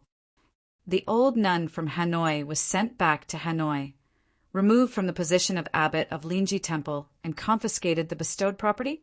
Yang Fan listened to the urgent news sent by his subordinate and could not help but frown. If the true colors of the three swindlers had been seen through by the emperor himself, the illusionary master he had invited from thousands of miles away would be useless. The emperor's punishment for the swindlers was to send them back. It was probably because the empress had misgivings and did not want to use a clear method of punishment. Thus, the world would laugh at her, a dignified emperor, for being played by a few swindlers. But in this way, the method he had planned for a long time to deal with young Master Jiang would be useless. Yang Fan thought for a long time and suddenly raised his head. No, if this matter is resolved like this, all our plans will be useless. Immediately start the impeachment. We must take the initiative. Lu Rue, the chief of the ancestral temple, rushed into Zhu Tiai's office and reported the news of the old nun from Hanoi being sent back to her superior. Ming Tang was on fire. The old nun from Hanoi, who claimed to know everything in the past and future, did not give any warning. The emperor is furious and has already sent her back. Zhu Ti immediately twirled his beard and coldly reprimanded the old nun from Hanoi for bewitching the emperor, misleading the public with her lies, and using small tricks to swindle people. He had completely forgotten how he had fawned over the old nun from Hanoi when she was in favor. Lu Rue shook his head and smiled. Does Doctor still not understand the intention of this subordinate mentioning this matter to Doctor? We, the ancestral temple, should understand the emperor's will and share his majesty's worries. Zhu Ti said blankly, Understand the emperor's will. Chief Lu means. Lu Rue secretly twitched his mouth. If this Dr. Zhu had not offered his daughter to Wei Wang and received Wei Wang's favor to become a side Wang Fei, with his brain, how could he be fit to sit in the position of the ancestral temple's doctor? But Lu Rue did not dare to show the slightest contempt on his face. Instead, he earnestly guided, my Dr. Zhu, you only care about the matters within your responsibility. Your conduct has always been honest and simple. No wonder you cannot understand the crux of this. Zhu Ti smiled awkwardly. Yes, please enlighten me, Chief Lu. Lu Rue repeatedly waved his hand. Dr. Zhu is too polite. I do not dare to enlighten you. This subordinate is Dr. Zhu's subordinate. These matters should be handled by me on Dr. Zhu's behalf. Seeing that Zhu Ti was getting impatient from waiting, Lu Rue said, Dr. Zhu, the emperor has always been wise. When has he ever been deceived like this? Especially the Ming Tang and the Great Fire of Heaven. Years of hard work were destroyed in one day. The emperor's heart aches. Now he hates this swindling old nun from Hanoi to death. He wants nothing more than to hack her into 1,000 pieces. Zhu Ti blinked his eyes and said blankly, Then why did the emperor not behead her and only chase her out of the capital? Lu Rue said, Dr. Zhu, think about it. If the emperor wanted to kill her, what crime would he use? Accuse her of swindling and deceiving the emperor? The emperor is wise. How could he be deceived by a swindler? If he were to punish her, wouldn't that implicate the emperor as well? Wouldn't he be the laughingstock of the world? At least Zhu Ti was not hopelessly stupid. When he heard this, he finally understood. He blinked his eyes and suddenly became excited. Chief Lu, you mean we? Lu Rue said, That's right. The emperor wants to punish the old nun from Hanoi, but has no reason. He can't say the real reason. What should he do? As officials, we should share the ruler's burdens. We have this reason. If Lang Zhong were to help His Majesty find a reason, do you think His Majesty would not look at Lang Zhong in a different light? Zhu Ti slapped the table and stood up. He said excitedly, That's right. Chief Lu, this official did not rely on you as a confidant for nothing. If the emperor appreciates me, I will definitely return the favor. I don't dare, I don't dare. I should work for Dr. Zhu. The old nun from Hanoi fled back to Linji Temple. Thinking about it carefully, the emperor only chased her back to Hanoi. As for taking back the Buddhist property, she couldn't take the Buddhist fields with her anyway. She didn't want to rely on Wu Zetian to live in the capital for the rest of her life. This result was not unacceptable. She calmed down and planned to run away as soon as she returned to Linji Temple, but now she was reluctant. These days she had collected a lot of money in Linji Temple. These were all floating wealth and could be taken away. However, a lot of the money had been loaned and needed to be collected immediately. In addition, to take so much money away, she needed to load it and hire guards. This was not something that could be solved in a short time. So when the old nun from Hanoi returned to Linji Temple, she pretended to be calm and didn't reveal the news to her disciples. While she was busy arranging the transportation of the treasures, she also hosted the tonsure ceremony for 3 prostitutes and distributed spies. From this, she earned another 180 strings of coins. That afternoon, Zhu Ti, the minister of the ancestral department, sent a memorial to the palace. It accused the abbot of Linji Temple, the old nun from Hanoi, of eating wine and meat every day and corrupting the rules of Buddhism. She also distributed spies wantonly, causing many prostitutes to seek shelter in Buddhism and evade taxes. What's more, she simply turned Linji Temple into a brothel and seduced customers, making the peaceful Buddhist land unbearably filthy. Zhu Ti didn't make up the things mentioned in the memorial. Every word and sentence was the truth. When the old nun from Hanoi was favored, not only did he not dare to submit the memorial, but he also had to cover for her. At this time, he only reported what other Buddhist disciples, especially the original cultivators of Linji Temple, had reported. Shangguan Wanner was in the palace to take care of things. After learning that the memorial was ordered by her Lang Jun, the impeachment memorial, which would take at least 7 days to reach the emperor in the current chaotic situation, was delivered to Li Chuan-tai after the time it took for a stick of incense to burn in front of Shangguan Wanner's desk. The person in charge of reading the memorial to the emperor in Li Chuan-tai was Zhang Yiji. The Zhang brothers hated the 3 swindlers who flattered their rival in love, Xue Huai. As soon as they saw such a thing, they immediately read it as the most important memorial to Wu Zetian. Then they added oil and vinegar to the story of the influence these Buddhist scum had on the empress's reputation. Wu Zetian wanted to cut the old nun from Hanoi into pieces. However, it was difficult to find a crime. She would never admit that she was deceived by the old nun from Hanoi and flew into a rage out of humiliation. Now that there was such a crime, she would not be polite anymore. She immediately ordered angrily, "Arrest the old nun from Hanoi and hand her over to the ancestral department for trial." Therefore, in order to evade taxes, all the women who bribed the old nun from Hanoi to become spies are arrested. They will not be official servants. That night, the Linji Temple was surrounded by the people sent by the prefectural magistrate of Luoyang, Lai Junshin. Not only did they catch the old nun from Hanoi, more than 100 fake nuns who were eating and drinking, but they also caught more than 50 whoremongers who came to the nunnery to visit prostitutes. It could be said that the results of the battle were impressive. That was not all. Lai Junshin had also obtained a list of all the monks who had been tongued by the old nun of Hanoi from the temple. This could be found from the records of the spies. Lai Junshin began to launch a vigorous arrest operation throughout the city. It was the 16th of the first lunar month. The curfew in Luoyang was still lifted, and the people in the city were still celebrating. Last night, they had witnessed the grand fire of the imperial palace, and this night there were countless young and beautiful nuns with shaved heads, as well as gorgeously dressed prostitutes who were caught from various brothels and alleys. This night it was another exciting night. Chapter 691.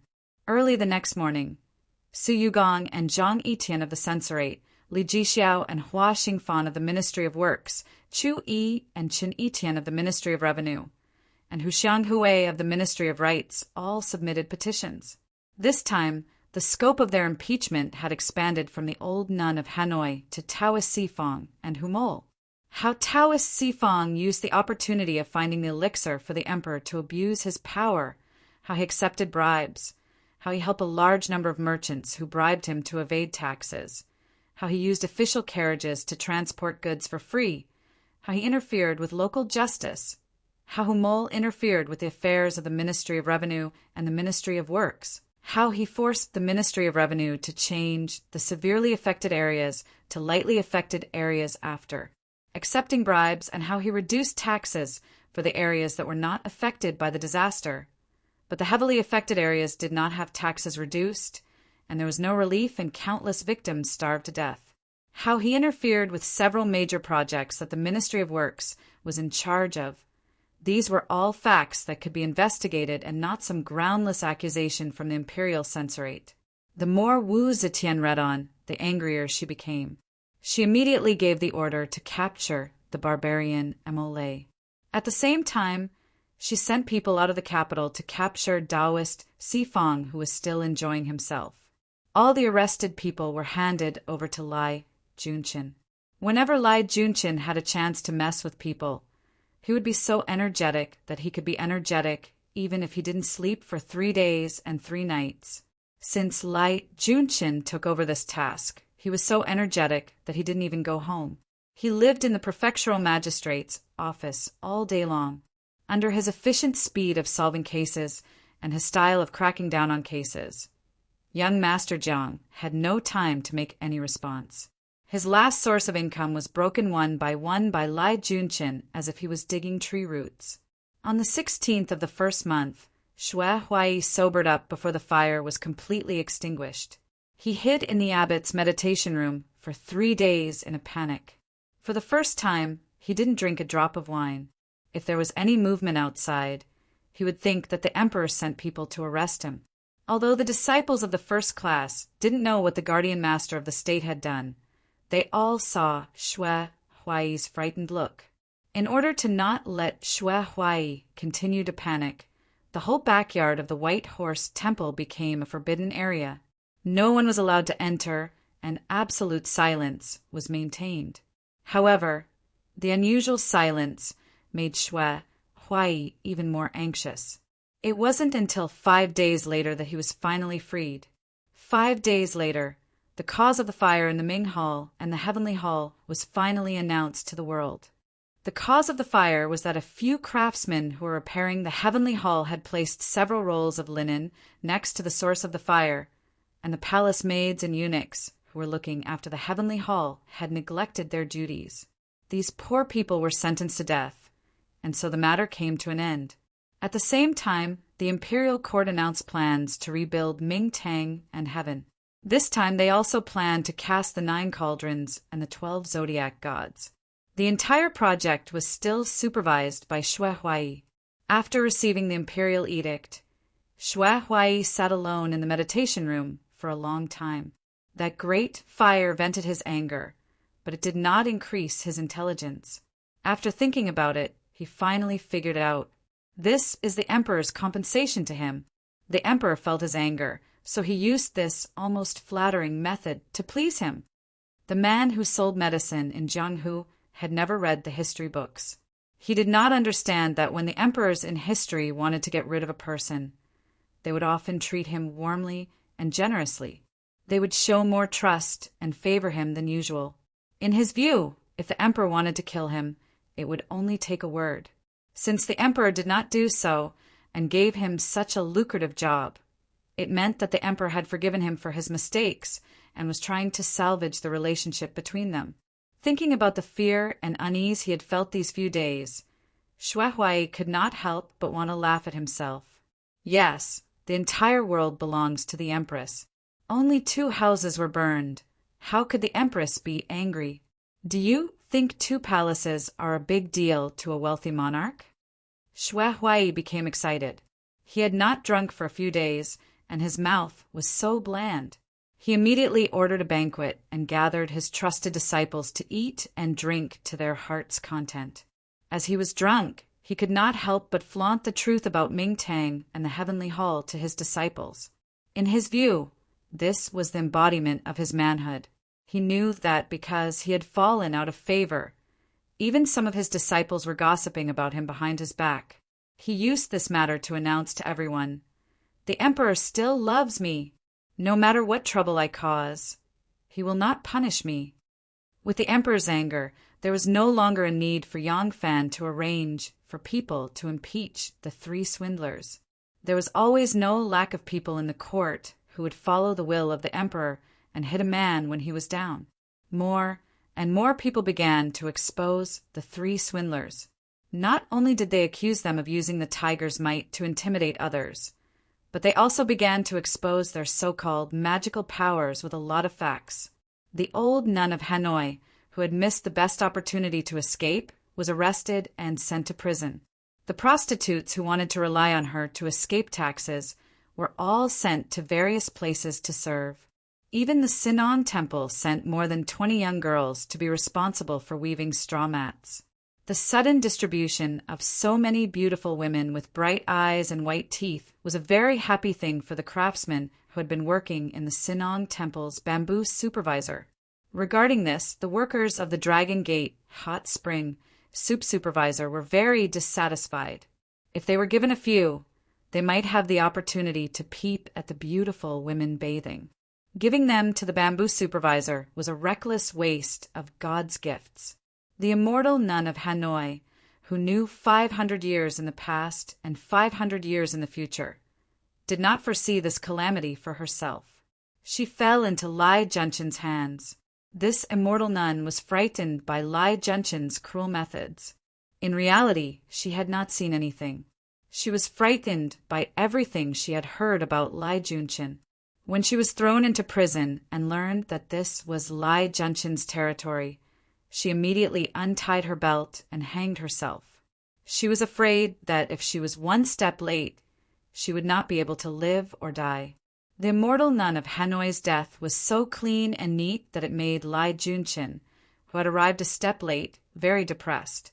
He had wanted to use the immortal nun of Hanoi to bite a few more ministers into prison so that the case of arresting high-ranking officials would have more weight. Soon after, Taoist Shurfang and the barbarian Molei were also listed as wanted by the imperial court. The barbarian Molei had escaped. This was all thanks to the old nun of Hanoi. When she lost the emperor's trust and was ordered to return to Hanoi, she had sent someone to inform Molei. She knew that she had lost the emperor's trust. So the future of Molei, who was not valued by the emperor, was also worrying. The three of them were only a temporary group of swindlers. Now that a disaster had befallen them, they naturally went their separate ways. However, whether it was because of their past friendship or because she was worried that Molei would confess something about her after he fell from the horse, she needed to inform Molei. Although Molei did not commit a crime at that time, he was even more careful than she was. When he heard her disciples' words, telling him to escape as soon as possible, he even abandoned the 7 treasures carriage. Taking advantage of the fact that there was still no curfew that night, he hurriedly packed some soft things and fled in the night. When Tang Zong arrived at his residence, it was already empty. Taoist Shurfang was not so lucky. He had been free and unfettered outside for more than half a year. Everywhere he went, he was like a king. Glory, splendor, wealth, silk, and women were all enjoyed to his heart's content. After more than half a year, it was time to return to the imperial court to hand an imperial edict, so he reluctantly returned. On the way, he was still thinking that when he saw the emperor, he would tell him that he was still missing a few ingredients to refine the elixir of immortality. The main ingredients had not been found yet, and he would continue to travel south in the spring. Who would have thought that before he arrived at Luoyang, he would be captured alive by the people sent by the imperial court to arrest him? Taoist Shurfang, this Jianghu swindler, was also very straightforward. When he heard that the case was handled by Lai Junchen, he knew that it was impossible for him to survive. In order to avoid suffering, it was better to end his life early. On this point, as a Jianghu wanderer, he was much more clear-headed than the 2 officials, Lu Sili and Shu Lianyao. Lu Sili and Shu Lian Yao believed Lai Junshin's lies. In order to survive, they did not know how many old friends they had bitten. As a result, when there was nothing left to bite, they were still pushed out by Lai Junshin to be beheaded. However, because of the old nun of Hanoi's suicide, the people sent to arrest Taoist Shifeng strengthened the guard. He had not found a chance to commit suicide, so he pretended to be docile, causing the people watching him to gradually relax their vigilance. When he was escorted to the Yanshi near Luoyang, Taoist Shifeng finally found a chance to commit suicide successfully. Among the 3 main criminals, 1 escaped and 2 died. This made Lai Junshin extremely angry. Taoist Shifeng and the barbarian Moliai did not have any disciples or subordinates, and the so-called disciples of the old nun of Hanoi were all prostitutes in the brothel, and most of them were half-closed. So they wanted to seek shelter under the old nun of Hanoi to evade taxes. These women had never served high-ranking officials, so how could he expand his achievements? At this time, the revenue assessor of Luoyang Prefecture, Li Jing, suddenly appeared as if he was helped by God. Few people in Luoyang Prefecture knew that Li Jing had a cousin who was the chief eunuch in charge of Princess Taiping's mansion. After all, it was not a glorious thing to have a eunuch in one's family. However, everyone knew that Li Jing was not only slippery and cunning, but also quite capable. That was why he could become an official from a poor family until he became the revenue assessor of Luoyang Prefecture. Li Jing provided a lot of important information to Lai Junshin. According to the information provided by Li Jing, Lai Junshin caught many big fishes who relied on the 3 divine fakes to make money. Although these so-called big fishes were just small fish and shrimp for Lai Junshin, because most of them were not officials in Luoyang Prefecture, these people were rich and powerful and had a high status. For example, the largest pharmacy in Luoyang Prefecture, Jichuan Hall, had a branch in Yangzhou. At the moment, Lai Junshin was short of people. He was very appreciative of this subordinate who suddenly appeared and was very talented in solving cases. Soon he hinted to the current revenue assessor of Luoyang Prefecture, Li Pali. Li Kenjun immediately found a reason to send a gift and ask someone to transfer him from his original position.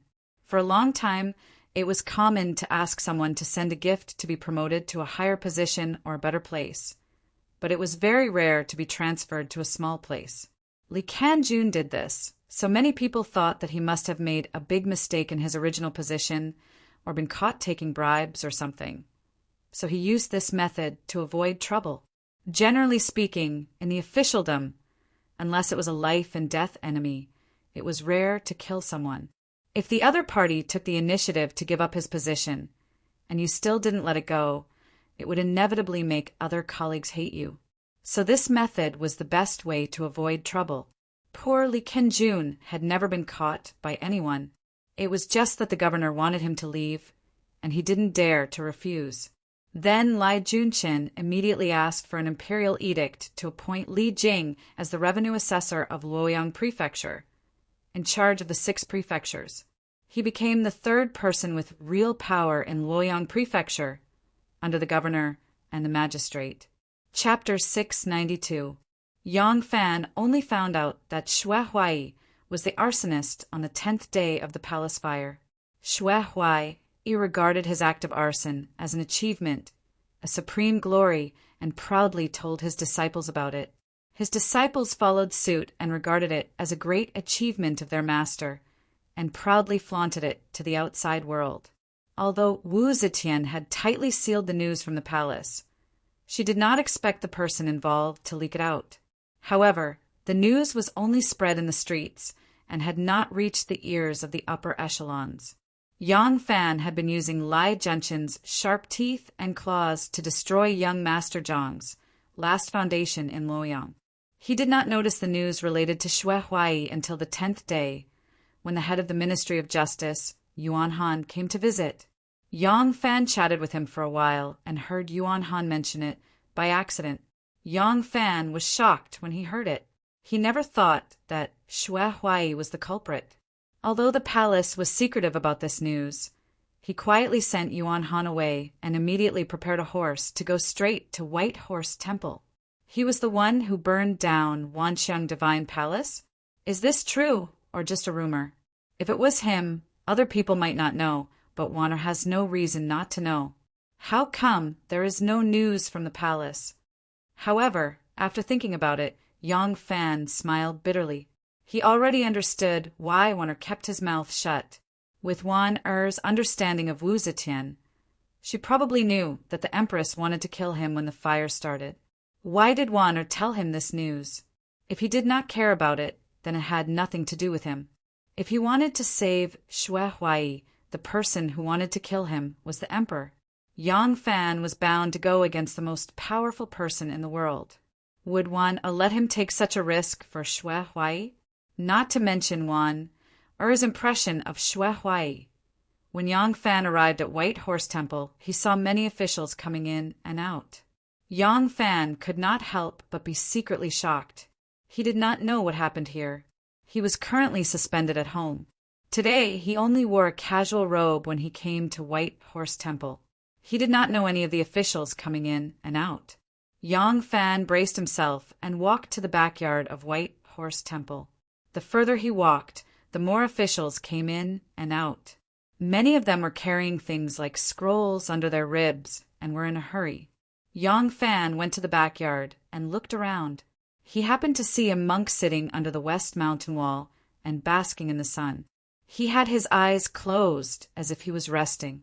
Yang Fan knew at a glance that this monk was silently chanting the Tao scriptures to his 3 pure Taoist ancestors. After being a monk for so long, his infatuation with Taishang Laojun had never changed.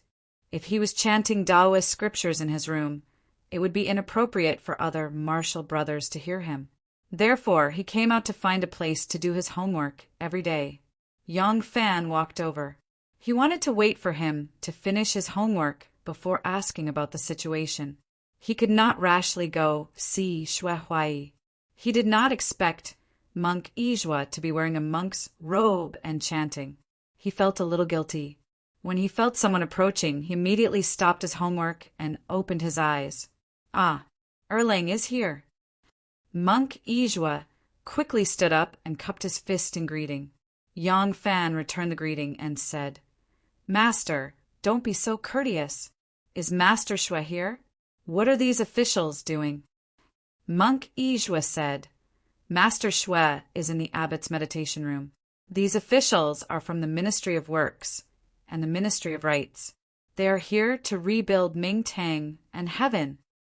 Yang Fan suddenly understood. No wonder he did not know any of these officials. They were from the 2 yamens that he had never dealt with before. Yang Fan nodded and said, "I understand. I was worried that something might have happened. I shall not disturb Master Yizhua anymore. I will go see Master Xue first." Yang Fan bowed to Monk Yizhua and walked towards the abbot's meditation room. Monk Yizhua sat cross-legged and flicked his forehead. He mumbled, "Or was I chanting?" He rolled his eyes and thought about it. He could only start from the beginning. There are 3 grades of medicine: spirit, chi, and essence. Vaguely and indistinctly. Exist without defend. Be formed in an instant. Return wind mixed.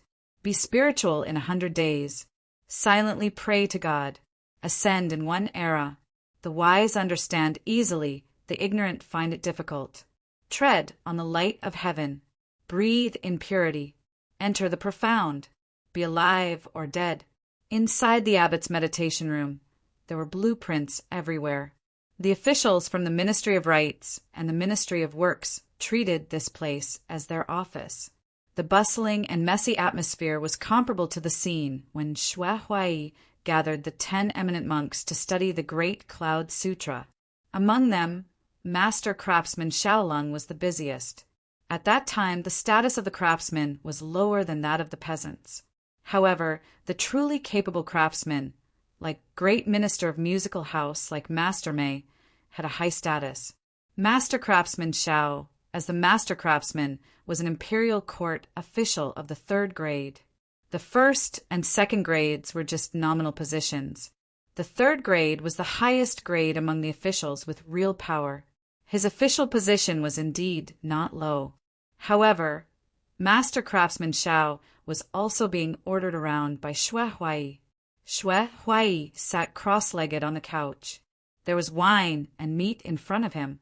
He was drinking to his heart's content. It shouldn't be that hard, right? In my opinion, Ming Tang and Heaven should just use the original blueprints and make some slight changes. Just leave the 9 cauldrons and the 12 zodiac statues. The other rules and designs will remain the same. There is no need for the Ministry of Rites to get involved. Xue Huai picked up the bowl and took a big gulp. He looked at Master Craftsman Shao and said, "Old Shao, you don't have to worry too much. Once the planning is done, we will start immediately. As for the size and appearance of the 9 cauldrons and the 12 zodiac statues, you can take your time to discuss. Just leave some space first." Xue Huai regarded the reconstruction of Ming Tang and Heaven as an opportunity for him and the Empress to reconcile. He was very serious about it. Before the first lunar month, he called the relevant personnel from the Ministry of Works and the Ministry of Rites to start planning for the reconstruction. Just as he was pointing, he suddenly saw a person appear at the door, standing there motionlessly. Although there were many people going in and out of the meditation room, there were very few people standing at the door. Xue Huai took a closer look, and his eyes immediately lit up. He laughed and said, 17, huh? The person at the door hurriedly made a gesture and turned to leave. Xue Huai was very surprised. He scratched his bald head and said to Master Craftsman Shao in a rough voice, "You guys go ahead. I will go out for a walk." Xue Huai hugged his loose monk robe, put on his monk shoes, and stomped out of the meditation room. Yang Fan was waiting at the bottom of the stairs. When he saw Xue Huai coming out, he did not say anything. He only made a gesture to Xue Huai and continued to walk forward. Xue Huai followed behind in confusion. Under the west mountain wall, Monk Yi Zhuo opened his right eye and glanced at them. He continued to recite while groaning. The reason why all living beings can't achieve the true path is because they have delusions. Worry and delusion, pain and suffering in body and mind. They will suffer humiliation, wander between life and death, sink into the sea of bitterness, and lose the true path forever. Yang Fan led Xue Huai into the tranquil Zen forest. Only then did he stop and turn around to look at Xue Huai quietly. Xue Huai smiled. 17, why are you so sneaky? Yang Fan said, "I heard the rumor that it was Master Xue who burned down Ming Tang and Heaven." Xue Huai was startled and laughed. "That's right. You also know about this." Haha, in a fit of anger, Yang Fan stared at him quietly and interrupted his words. "It is said that the Emperor's eldest daughter, Princess Dingen, was strangled to death by her biological mother when she was still a baby. Master Xue, do you think this is true?" Xue Huai was startled and frowned. Why did 17 suddenly mention this? Yang Fan said, "Please answer me, Master Xue." Xue Huai scratched his head and said, "That is just a rumor. Didn't they say that the little princess was strangled to death by Empress Wang? As the biological mother, why would the Empress kill her own daughter?" Yang Fan nodded and asked again. The late Crown Prince, Li Hong, had an audience with the current emperor at the Harmony Palace and died immediately. It is said that he was poisoned to death by the current emperor. Master Xue, do you think this is credible? Xue Huai still didn't understand what Yang Fan meant. He said slowly, "Didn't the court say that Li Hong died of a sudden illness? It shouldn't have anything to do with the emperor?" Yang Fan smiled and asked again. The late Crown Prince Yen was banished to Bazhou and was later ordered to commit suicide by the emperor. Is this true? Xue Huai's face began to turn ugly. He subconsciously rubbed his head and said that was God Chio's mistake. Yang Fan followed up with another question. The late Crown Prince Yen's 2 sons, the 2 grandsons of the current emperor, were beaten to death with iron whips by the current emperor. Is this true? Xue Huai's face turned ugly. 17, what are you trying to tell me? Yang Fan said, also, the emperor's 4 cousins died after being banished for less than a year. The emperor's eldest sister-in-law was whipped to death. The emperor's sister, Madame of Han, and niece, Madame of Wei, died before they could leave the palace. The emperor's daughter-in-law, the crown princess and concubine of the current crown prince, were beaten to death. I won't mention the Li Tang's royal family, who were eradicated one by one. I also won't mention the civil and military officials who made great contributions to the court. These people I just mentioned are the closest people to the emperor, other than a few of them who once threatened the emperor's power. The rest have no influence on the emperor. In terms of closeness, they are all much closer to the emperor than you, Master Shui. Master Shui, they are all souls now. When will you die suddenly, or because someone misunderstood the emperor's will, or because you are not acclimatized, or because of any other random reasons? Shui Huai's face turned red, then white as a sheet. He roared angrily, 17, what are you talking about? Do you know that if the emperor hears what you just said, even 100 heads won't be enough to chop off? Yang Fan said, I know, but will Master Shui report me? Shui Huai was furious, Bulsh *T. You are underestimating me. You know I won't be such a despicable person. Besides, how can I not know that you're saying this for my own good? Why would I? Yang Fan once again cut him off. That's why I came here today to tell you the truth. Master Shui, you are in big trouble. Shui Huai laughed and waved his hand. Alarmist. Alarmist. 17. I understand your good intentions, but I am different from them. I did not offend the emperor. I only burned 2 houses. The emperor is rich. Will he hate me for this? I am her man. Yang Fan was stunned. He did not expect Feng Xiaobao to be so naive. Even though he was eloquent, he was speechless when faced with such a hooligan. Chapter 693. All along, the people that Yang Fan had met were very smart. Some people only needed him to say half of a sentence, and they would naturally understand the second half. For people like Ning Ke, who was almost demon-like in terms of intelligence, he didn't even need to speak to know what Yang Fan was thinking. Yang Fan had never met someone as childish and stubborn as Shui Huai. So much so that he tried his best to talk to Shui Huai, but in the end, he didn't know how to communicate with Shui Huai. He racked his brains, but still couldn't think of a way to communicate with Shui Huai so that Shui Huai could understand how dangerous his current situation was. Shui Huai saw that Ning Ke was trembling all over. He didn't know that Ning Ke was angered by his blockhead and couldn't help but want to beat him up. Shui Huai thought that Ning Ke was worried about him, so he comforted Ning Ke. All right, I know that you are thinking this way, and you are also worried about me. Don't worry, although what you said is disgraceful to others, in my eyes it's nothing. Since it came out of your mouth and entered my ears, it won't be heard by a third person. Yang Fan slowly raised his head and looked speechless. He really didn't know how to explain to this stubborn bull. When Yang Fan left the White Horse Temple, he wanted to cry but had no tears. He was defeated by Shui Huai's stupidity. Shui Huai firmly believed that he was Wu Jiong's man. How could a woman who had slept with him for more than 10 years kill her man for 2 houses? Even if she fell in love with someone else, it was impossible for her to hurt him. She helped him cover up the fact that Ming Hall and Heaven were burned down, and still gave him the important task of rebuilding Ming Hall and Heaven. This was enough to prove this point. 17, you're here. Yang Fan was walking out dejectedly when Hong 1, Hong 6, and a group of people came in from outside. Each of them reeked of alcohol and came back from somewhere. As soon as he saw Yang Fan's expression, Hong Lu waved his hand to let his fellow disciples leave, leaving only Hong Yi and him, the 2 closest to Yang Fan. He carefully asked 17 what's wrong. Yang Fan smiled bitterly when he saw them. He swallowed the words that were about to come out of his mouth. He hesitated for a moment before speaking out his worries. However, he couldn't use such a sharp questioning this time. He could only say those words to Shui Huai. When Hong 1 and Hong 6 heard this, their expressions immediately tensed up. Yang Fan said maybe, I'm wrong.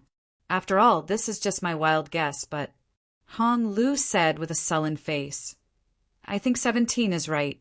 Eldest senior brother, what do you think? Hong One nodded forcefully. I think so too.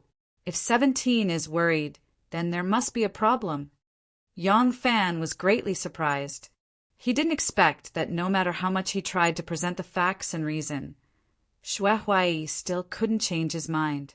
He only expressed his worries without any analysis or explanation. But these two fellow disciples actually believed him without a doubt.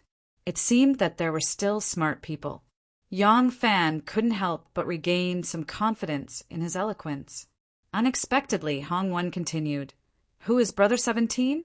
To put it blasphemously, our group of martial brothers is a bunch of hooligans, including Master. The one who really made a name for herself is 17. Look at 17's achievements in the military, the Ministry of Justice, and the Ministry of Personnel. I've always admired 17. If 17 says this, then it must be true. Yang Fan was stunned. He didn't expect Hong One to believe him so much. It wasn't because his analysis was reasonable but blind worship? Hong Lu thought deeply. I also think it's an honor to hear from Master. Now that 17 said this, I think it's true. She can even steal the property that her husband left for her son. She can even kill her own son and grandson without batting an eyelid. Why would she care about Master? Yang Fan calmed himself down. He didn't care why these two believed him so much. It was good enough that they believed him. Yang Fan hurriedly said, Eldest senior brother, sixth senior brother, Master Xue has always trusted you two the most. Please persuade Master Xue. It's not too late to escape. I believe if Master Xue escapes, the Emperor won't kill him. Also, you two better prepare for the worst. Hong One and Hong Lu had indeed reached the level of Yang Fan's diehard fans. They worshipped his words as if they were gods. The two nodded forcefully. Don't worry. We'll go back and persuade Master immediately. Our brothers will also advise them to pack up and hide in the countryside. We'll see how things go before we decide. Otherwise, they'll be wiped out. Yang Fan nodded. He hesitated for a moment and added in a low voice, If Master Xue still doesn't listen, I think you two should also plan early. If I'm not wrong, the Emperor won't tolerate it for too long. Once the fire in the palace dies down, he'll immediately. Hong One and Hong Lu looked at each other. Hong One said to Yang Fan, 17, don't worry. You have a family and a business. You're willing to take such a big risk for Master. Master and us brothers haven't been friends for nothing. Don't worry about us. Don't come here for a while. You don't want to be implicated. We're all single. You have a wife and a son. You have to think about your family. Yang Fan understood what the two meant. He said in surprise, Eldest brother, you too? Hong Lu was still smiling. He said, 17, you're very capable, but we're not. We're just ruffians in the alleys. If it weren't for Master, we wouldn't be able to eat and drink well. We would have been beaten to death and become corpses in the sewers long ago. If Master is willing to leave, we'll go with him. If he doesn't, then our cheap lives are worthless. We'll just have to compensate him. Yang Fan looked at him in surprise. Hong Lu didn't think he said anything heroic. Hong One nodded with a matter-of-fact expression. They weren't good people, but loathsome ruffians in the streets. They bullied the good, ate free meals, and took advantage of young ladies and young wives. They were detestable and had no moral integrity to speak of. However, in their eyes, loyalty was 10,000 times more valuable than their cheap lives. Yang Fan had already been beaten black and blue by Xue Huai's stupidity. However, the stupid words of these two equally stupid people had inadvertently touched his heartstrings. He silently stared at the two for a long time. He lightly patted Hong Lu's shoulder and said with a serious expression, Many righteous people are like dogs. Good, good, good. Yang Fan turned around and strode out of the White Horse Temple. At this moment, he had already decided that no matter what, he would save Xue Huai's life. Although he was domineering and stupid, although both the rich and the poor hated him, Although he lived like a clown, he was still his friend. Young Master Jiang didn't have any friends. He was high and mighty. He didn't even care about the emperor. He was a clean freak. The most beautiful woman in the world was dirty in his eyes. However, he would rather have a friend now. Even if it was just a dog-meat friend, he could chat with him and drink with him. He would rather have a woman now. Even if it was just a prostitute with a bit of pearl lips. She could add fragrance to her red sleeves, pour wine with her soft hands, and let him get drunk. He sat alone in that ridiculously clean room. From morning to night, he had been sitting there for a whole day. His posture hadn't changed. Except for his thoughts, it seemed that everything about him had died. Yuan Tingyun had walked back and forth outside the room more than 10 times. He still didn't have the courage to open the door. No one dared to disturb him. No one dared to comfort him. No one dared to ask him if he wanted to eat something. No one even dared to express their concern for him, because this was what he always asked of others. Perhaps there was only one person who wasn't afraid of him. It was a baby girl named by him Abandoned Slave. Abandoned Slave giggled when she was happy and cried when she was unhappy. She was the only person who ignored his existence and didn't care whether he was in a good or bad mood. Worried that she would disturb him, the wet nurse had already carried the baby to the easternmost room. He couldn't hear the baby's laughter or crying anymore. This made young Master Jiang feel a little regretful. Right now, he wanted to hear any sound. At the very least, it would mean that he was still alive. The absolute silence had caused even the slightest sound to prickle his eardrums. He was defeated. He was utterly defeated. But he didn't want to accept it. How could he accept it? From the beginning to the end, the lucky Yong Fan did not have the slightest bit of credit. He had relied on his good luck to pick up the victory of this duel for free. Who would have thought that Xue Huai, that bastard, would be so jealous that he dared to burn down Heaven and Mingtang? Who would have thought that the emperor would vent his anger on that idiotic old nun of Kawachi? The imperial censors who sailed with the wind were like a group of dogs raised by the emperor. If their master didn't like someone, they would immediately rush out and bark. Thus, the old nun of Kawachi fell, the barbarian Moliai fell, Taoist Shifeng fell. That mad dog Lai Junchin happened to be in charge of this matter. He held the weaving sutra in his hand and copied down all the people who relied on the 3 swindlers to make a fortune. In order to get a working capital as soon as possible, he staked everything on one throw. He invested the last of his manpower, material, and financial resources on the 3 swindlers. Now they were all taken away by Lai Junchin along with the 3 swindlers, leaving him with nothing. He had lost. He had lost before the battle had even begun. But how could Yong Fan have played any part in this? Yong Fan didn't even make a move. He won because of luck. He didn't know why he lost. He didn't lose to Yong Fan. He lost to fate. He lost to luck. He really couldn't accept it. He couldn't accept it even if he died. But what else could he do? Without the help of his family, he could no longer accomplish anything in Luoyang. Young Master Jiang sat in a daze. Suddenly, he burst into laughter. He laughed for a long time, followed by tears. Silent tears. Of course, the doors and windows were still tightly shut. No one could see his tears. In front of others, he was always a high and mighty, immortal-like figure. No one would ever see such a weak side of him. His loyal subordinates, who were guarding outside worriedly, heard the young master's laughter, but didn't notice his tears. Of course, they also didn't notice that Grand Secretary Xiang's mansion had been secretly monitored. As one of the 8 elders of Luo Shui, how could Yong Fan let go of the monitoring of Grand Secretary Xiang's mansion? Chapter 694. Yong Fan had made up his mind to save Xue Huai, that idiot. But once the emperor took out his butcher knife, it would be too late for Yong Fan to save him. Yong Fan racked his brains on the way home. By the time he got home, he had finally thought of a good idea. After making up his mind, Yong Fan was relieved. He went back to the mansion and turned to the backyard. Tao Mei was wearing a new dress and was walking in front of the corridor. As soon as she saw Yang Fan, she bowed and saluted. Ah Lang! Yes. Yang Fan nodded to her and walked towards the reception hall. Xiao Man heard Tao Mei's call and came out. As soon as she saw Yang Fan, she smiled sweetly and said in a low voice, Lang Jun, quickly come in and see who's here. Who's here? Buqi didn't answer and just smiled. Yang Fan saw her mysterious look and didn't ask any more questions.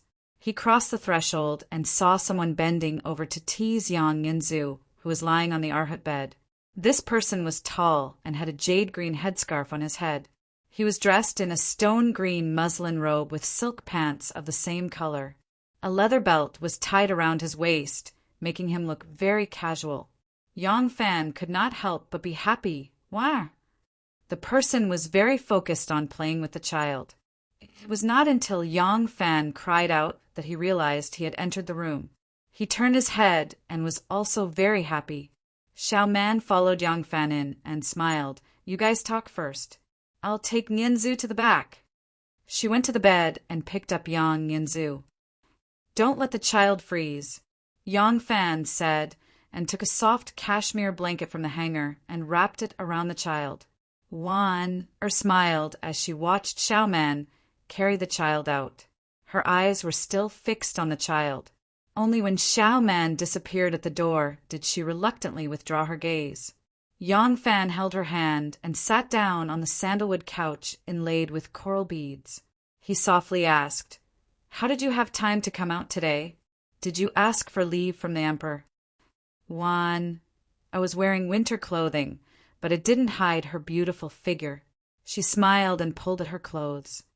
How can I ask for leave often? Taiping invited me today, so I left the palace. Yang Fan took a plate of dried fruits from the small green jade table and placed it in front of her. Why did Taiping invite you? He asked in puzzlement. Since Taiping has invited you, why are you here? As he spoke, he subconsciously glanced at the door. Wan smiled and said, No need to look. She didn't come. I was invited out of the palace by her. But when I was about to reach the princess mansion, I found out who she had invited to the banquet. I didn't want to go, so I came here to take a look. I have to return to the palace in a while. Who did she invite? You don't want to go? Yang Fan sat down next to her and gently held her soft hand. Er's palm was soft and delicate. It was slightly cold and had a jade-like texture. It looked like she had just come in from outside. Wan pouted and said, Hui Fan Monk Gao Jian, the 3 brothers Zhang Tongxiu, the 4 brothers Cui Shi, and a few scholars from the capital. They are all famous young masters. Yang Fan smiled and said, Isn't that just right? You are in charge of the library and the Hall of History. You are in charge of the court's culture, and you judge the poetry of the world. All the officials in the world are gathered under your tutelage. Isn't it right to associate with these people? Wan said, Taiping invited me to go because he wanted to get my approval. He wanted to recommend a few people to the court to be scholars. But Wan said this and hesitated. Her white cheeks slightly blushed. Her pink cheeks reflected the red like a peach blossom. But there have been some rumors in the capital recently. They are not pleasant to listen to. Yang Fan asked curiously, What rumors? Oh, you are saying that Hui Fan, Gao Jian, Cui Shi, and the others all have an unclear relationship with Taiping, and that they are a group of people living in the same bed? Wan was surprised and said, You know. Yang Fan smiled and said, Of course I know. Wan's almond-shaped eyes widened. She looked very cute and said, You don't care. Yang Fan said disapprovingly, When a beautiful woman comes into contact with a man a little more, gossip immediately becomes as natural as 2 trees getting close to each other. Immediately a spider spins a web. There will always be people who like to judge others like this, and there will always be people who like to hear such things and spread such things. It was like this in the past, it is like this now, and it will be like this in the future. Haha, Taiping is used to doing things her own way.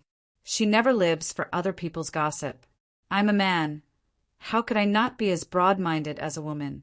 How could I be swayed by some gossips? Wan Er thought about it and shook her head. She said, Lang Jun is magnanimous. This is a woman's good fortune. But a woman's reputation is the most important, and she should also love herself. Even if it is just gossip, she should avoid it as much as possible. It is not a good thing for people to spread these rumors. Yang Fan said, Unless you do nothing and are willing to stay in your boudoir, not going out, not taking a step. Now that the emperor favors the two Zhangs, and with the two Zhangs' recommendations, many disciples from famous families can enter the court. In addition, the court officials have gone through several disturbances and lost more than half of their numbers. The new officials are mostly young. You are in charge of the central government. In the future, you will have to interact with these young officials. When that time comes, where will you hide? Yang Fan gently held her shoulders and softly said, I know that for me, and for the sake of gaining a foothold in this treacherous court, you are also working hard to expand your network. If you are afraid of words, your hands and feet will definitely be tied. Moreover, you have already arrived at the princess's mansion, but you turned back halfway. Once she finds out the reason, she will definitely be unhappy. Don't mind these idle people. But, Wana said, All right, Yang Fan said. I have something I need Taiping's help with. Let's go together. Since you have already left, don't go back. Turn around and say that there is an urgent matter in the palace that needs to be handled. Come, let's go out first. When we get on the carriage, we can slowly talk about it. Wan had no choice but to be pulled by Yang Fan and reluctantly walked out. Yang Fan could see clearly that this kind of gossip was indeed something that people from ancient times to the present had never gotten tired of spreading. A beautiful woman, even if it was only because of her work, would inevitably be spread by those who judged her by their own standards. Let alone that era. Whether it was the emperor who dug his ashes, the empress who cheated, the crown prince who raised a prostitute, or the princess who raised a gigolo, the Tang dynasty's officials and the common people had never denied it. If Wan Er really had any gossip, it would be impossible that no one in the court would spread it. But because of Shangguan Wan Er's purity in the last 300 years of the Tang dynasty, there was not even a word or two about her. Even so, she could not escape the slander of later generations. In the 5 dynasties and 10 kingdoms period, when the Sha Tuo dynasty was in chaos, Lu Chang began to write the Book of Tang. From the historical materials of the Tang dynasty, he found a sentence that said Shangguan Wan Er colluded with friends outside and easily played with power, which was feared by the court. As if he had found a treasure, he interpreted this colluded as having an illicit sexual relationship with someone. This time it was terrible. People who liked to chase after smelly things rushed to help him supplement it. In the end, an erotic story replaced the historical facts. The Wu Zhou period was the most special period of the Tang dynasty, because this period was the period when the only empress in China's history reigned. Women with special status like Shangguan Wan Er and Princess Taiping could play an important role in politics that women of other dynasties could not. If Wan Er did not hold a position in front of the emperor, then the Li protectors would lose their important eyes and ears by the side of the emperor. They would not know many major policies and decisions of the court, and it was difficult to say whether it would lead to irreparable mistakes because of a delay in information. If Princess Taiping did not use her special status as the princess of the Tang dynasty and the daughter-in-law of the Wu family to recruit officials and protect the power of the Li protectors, then on the day of Wu Zetian's death, the important positions in the court would probably all be occupied by the Wu family. The political power of the Li protectors could only have the heart to kill the thief, but not the power to reverse the situation. Yang Fan did not want Wan Er to have her hands and feet tied because of this. It should be known that their power in the court was still very weak, and they planned to use the palace coup to restore Li Tang. Wan Er's role in this was more useful than 100,000 soldiers, so he must not let her carry the psychological burden. Because of this, Yang Fan tried hard to dispel Wan Er's worries. Wan, Er's worries were different from Zhang Shua's. Zhang Shua was a gifted scholar of his generation, and he cherished his reputation very much, so he alienated Taiping because of gossip. But Er's worries were 90% because she did not want to make Yang Fan unhappy. Lang Jun could understand her difficulties, so the knot in Er's heart was naturally untied, and she no longer had so many worries. The two of them talked as they walked, and when the knot in their hearts was untied, they could not help but speak words of love. Although the two of them had become husband and wife long ago, they had only been together for a short time. The few words of love from Yang Fan still made Er's heart sweeter than honey. In a daze, they only felt that time passed very quickly. It was a rare moment of warmth, but in the blink of an eye, they had arrived at Shangshan Square. Further ahead was the Tianjin Bridge. Yang Fan and Er reluctantly said goodbye and sat back on his own warhorse. He watched Er's carriage pass the Tianjin Bridge and disappeared at the bridgehead. Then he turned the horse and turned towards Shangshan Square. Earlier, when Shanghai Wana rushed to Princess Taiping's mansion, Princess Taiping had indeed received the news. Er was invited by her, and she had already sent people to wait in front of the mansion. Seeing Shanghai Er's carriage coming over from a distance, with an official banner on top, how could she not know that she had arrived? Without waiting for the carriage to come near, the people of the Princess Taiping's mansion went in to report. As a result, by the time Princess Taiping arrived at the mansion, Shanghai had already turned the carriage around and left. Princess Taiping's character was unbridled and brash. She did things her own way, loved and hated according to her heart, and was proactive. Whatever irrelevant people said, she would treat it as bullshit and would not take it to heart at all. Therefore, she had no idea that the meticulous Shanghai would care so much about those rumors and slanders. Shanghai Oi's sudden return made Princess Taiping puzzled. She thought that there was some urgent news from the palace, and the Shangguan had been recalled. Therefore, she was not annoyed. Instead, she was somewhat perturbed, not knowing what major event had happened in the palace. Originally, the guests were sitting in the hall, waiting for to arrive before the banquet started. Left without any reason, and did not leave a word, so Princess Taiping ordered the banquet to start. The guests sat down, and the drinking started. At this moment, Gao Jian had just made a drinking command. Tired of drinking at night, don't go home until you are drunk. This was a quote from the Book of Songs. If other people wanted to drink, not only they had to follow the meaning, form, and rhyme of his command, but they also had to use a sentence from the Book of Songs. This was a very common activity among scholars, and it was a test of knowledge. If there was a fake scholar who plagiarized poems and essays, he would immediately be exposed in this kind of situation. Even Yang Fan, who only had the foundation from his childhood, would not be able to handle this kind of scene of scholars drinking and drinking. Gao Jian's first command made everyone stumped. Chui sure thought hard for half a day, and suddenly he raised his chopsticks and touched the wine. He laughed and said, "Got it. The wind and rain are like a dark cloud. The rooster crows incessantly." Everyone clapped their hands and laughed, repeatedly praising the brilliant line. Princess Taiping smiled and was about to let Gao Jian drink a cup of wine as punishment when a maid quietly came in and whispered in her ear, "Your Highness, Yang Fan asks to see you."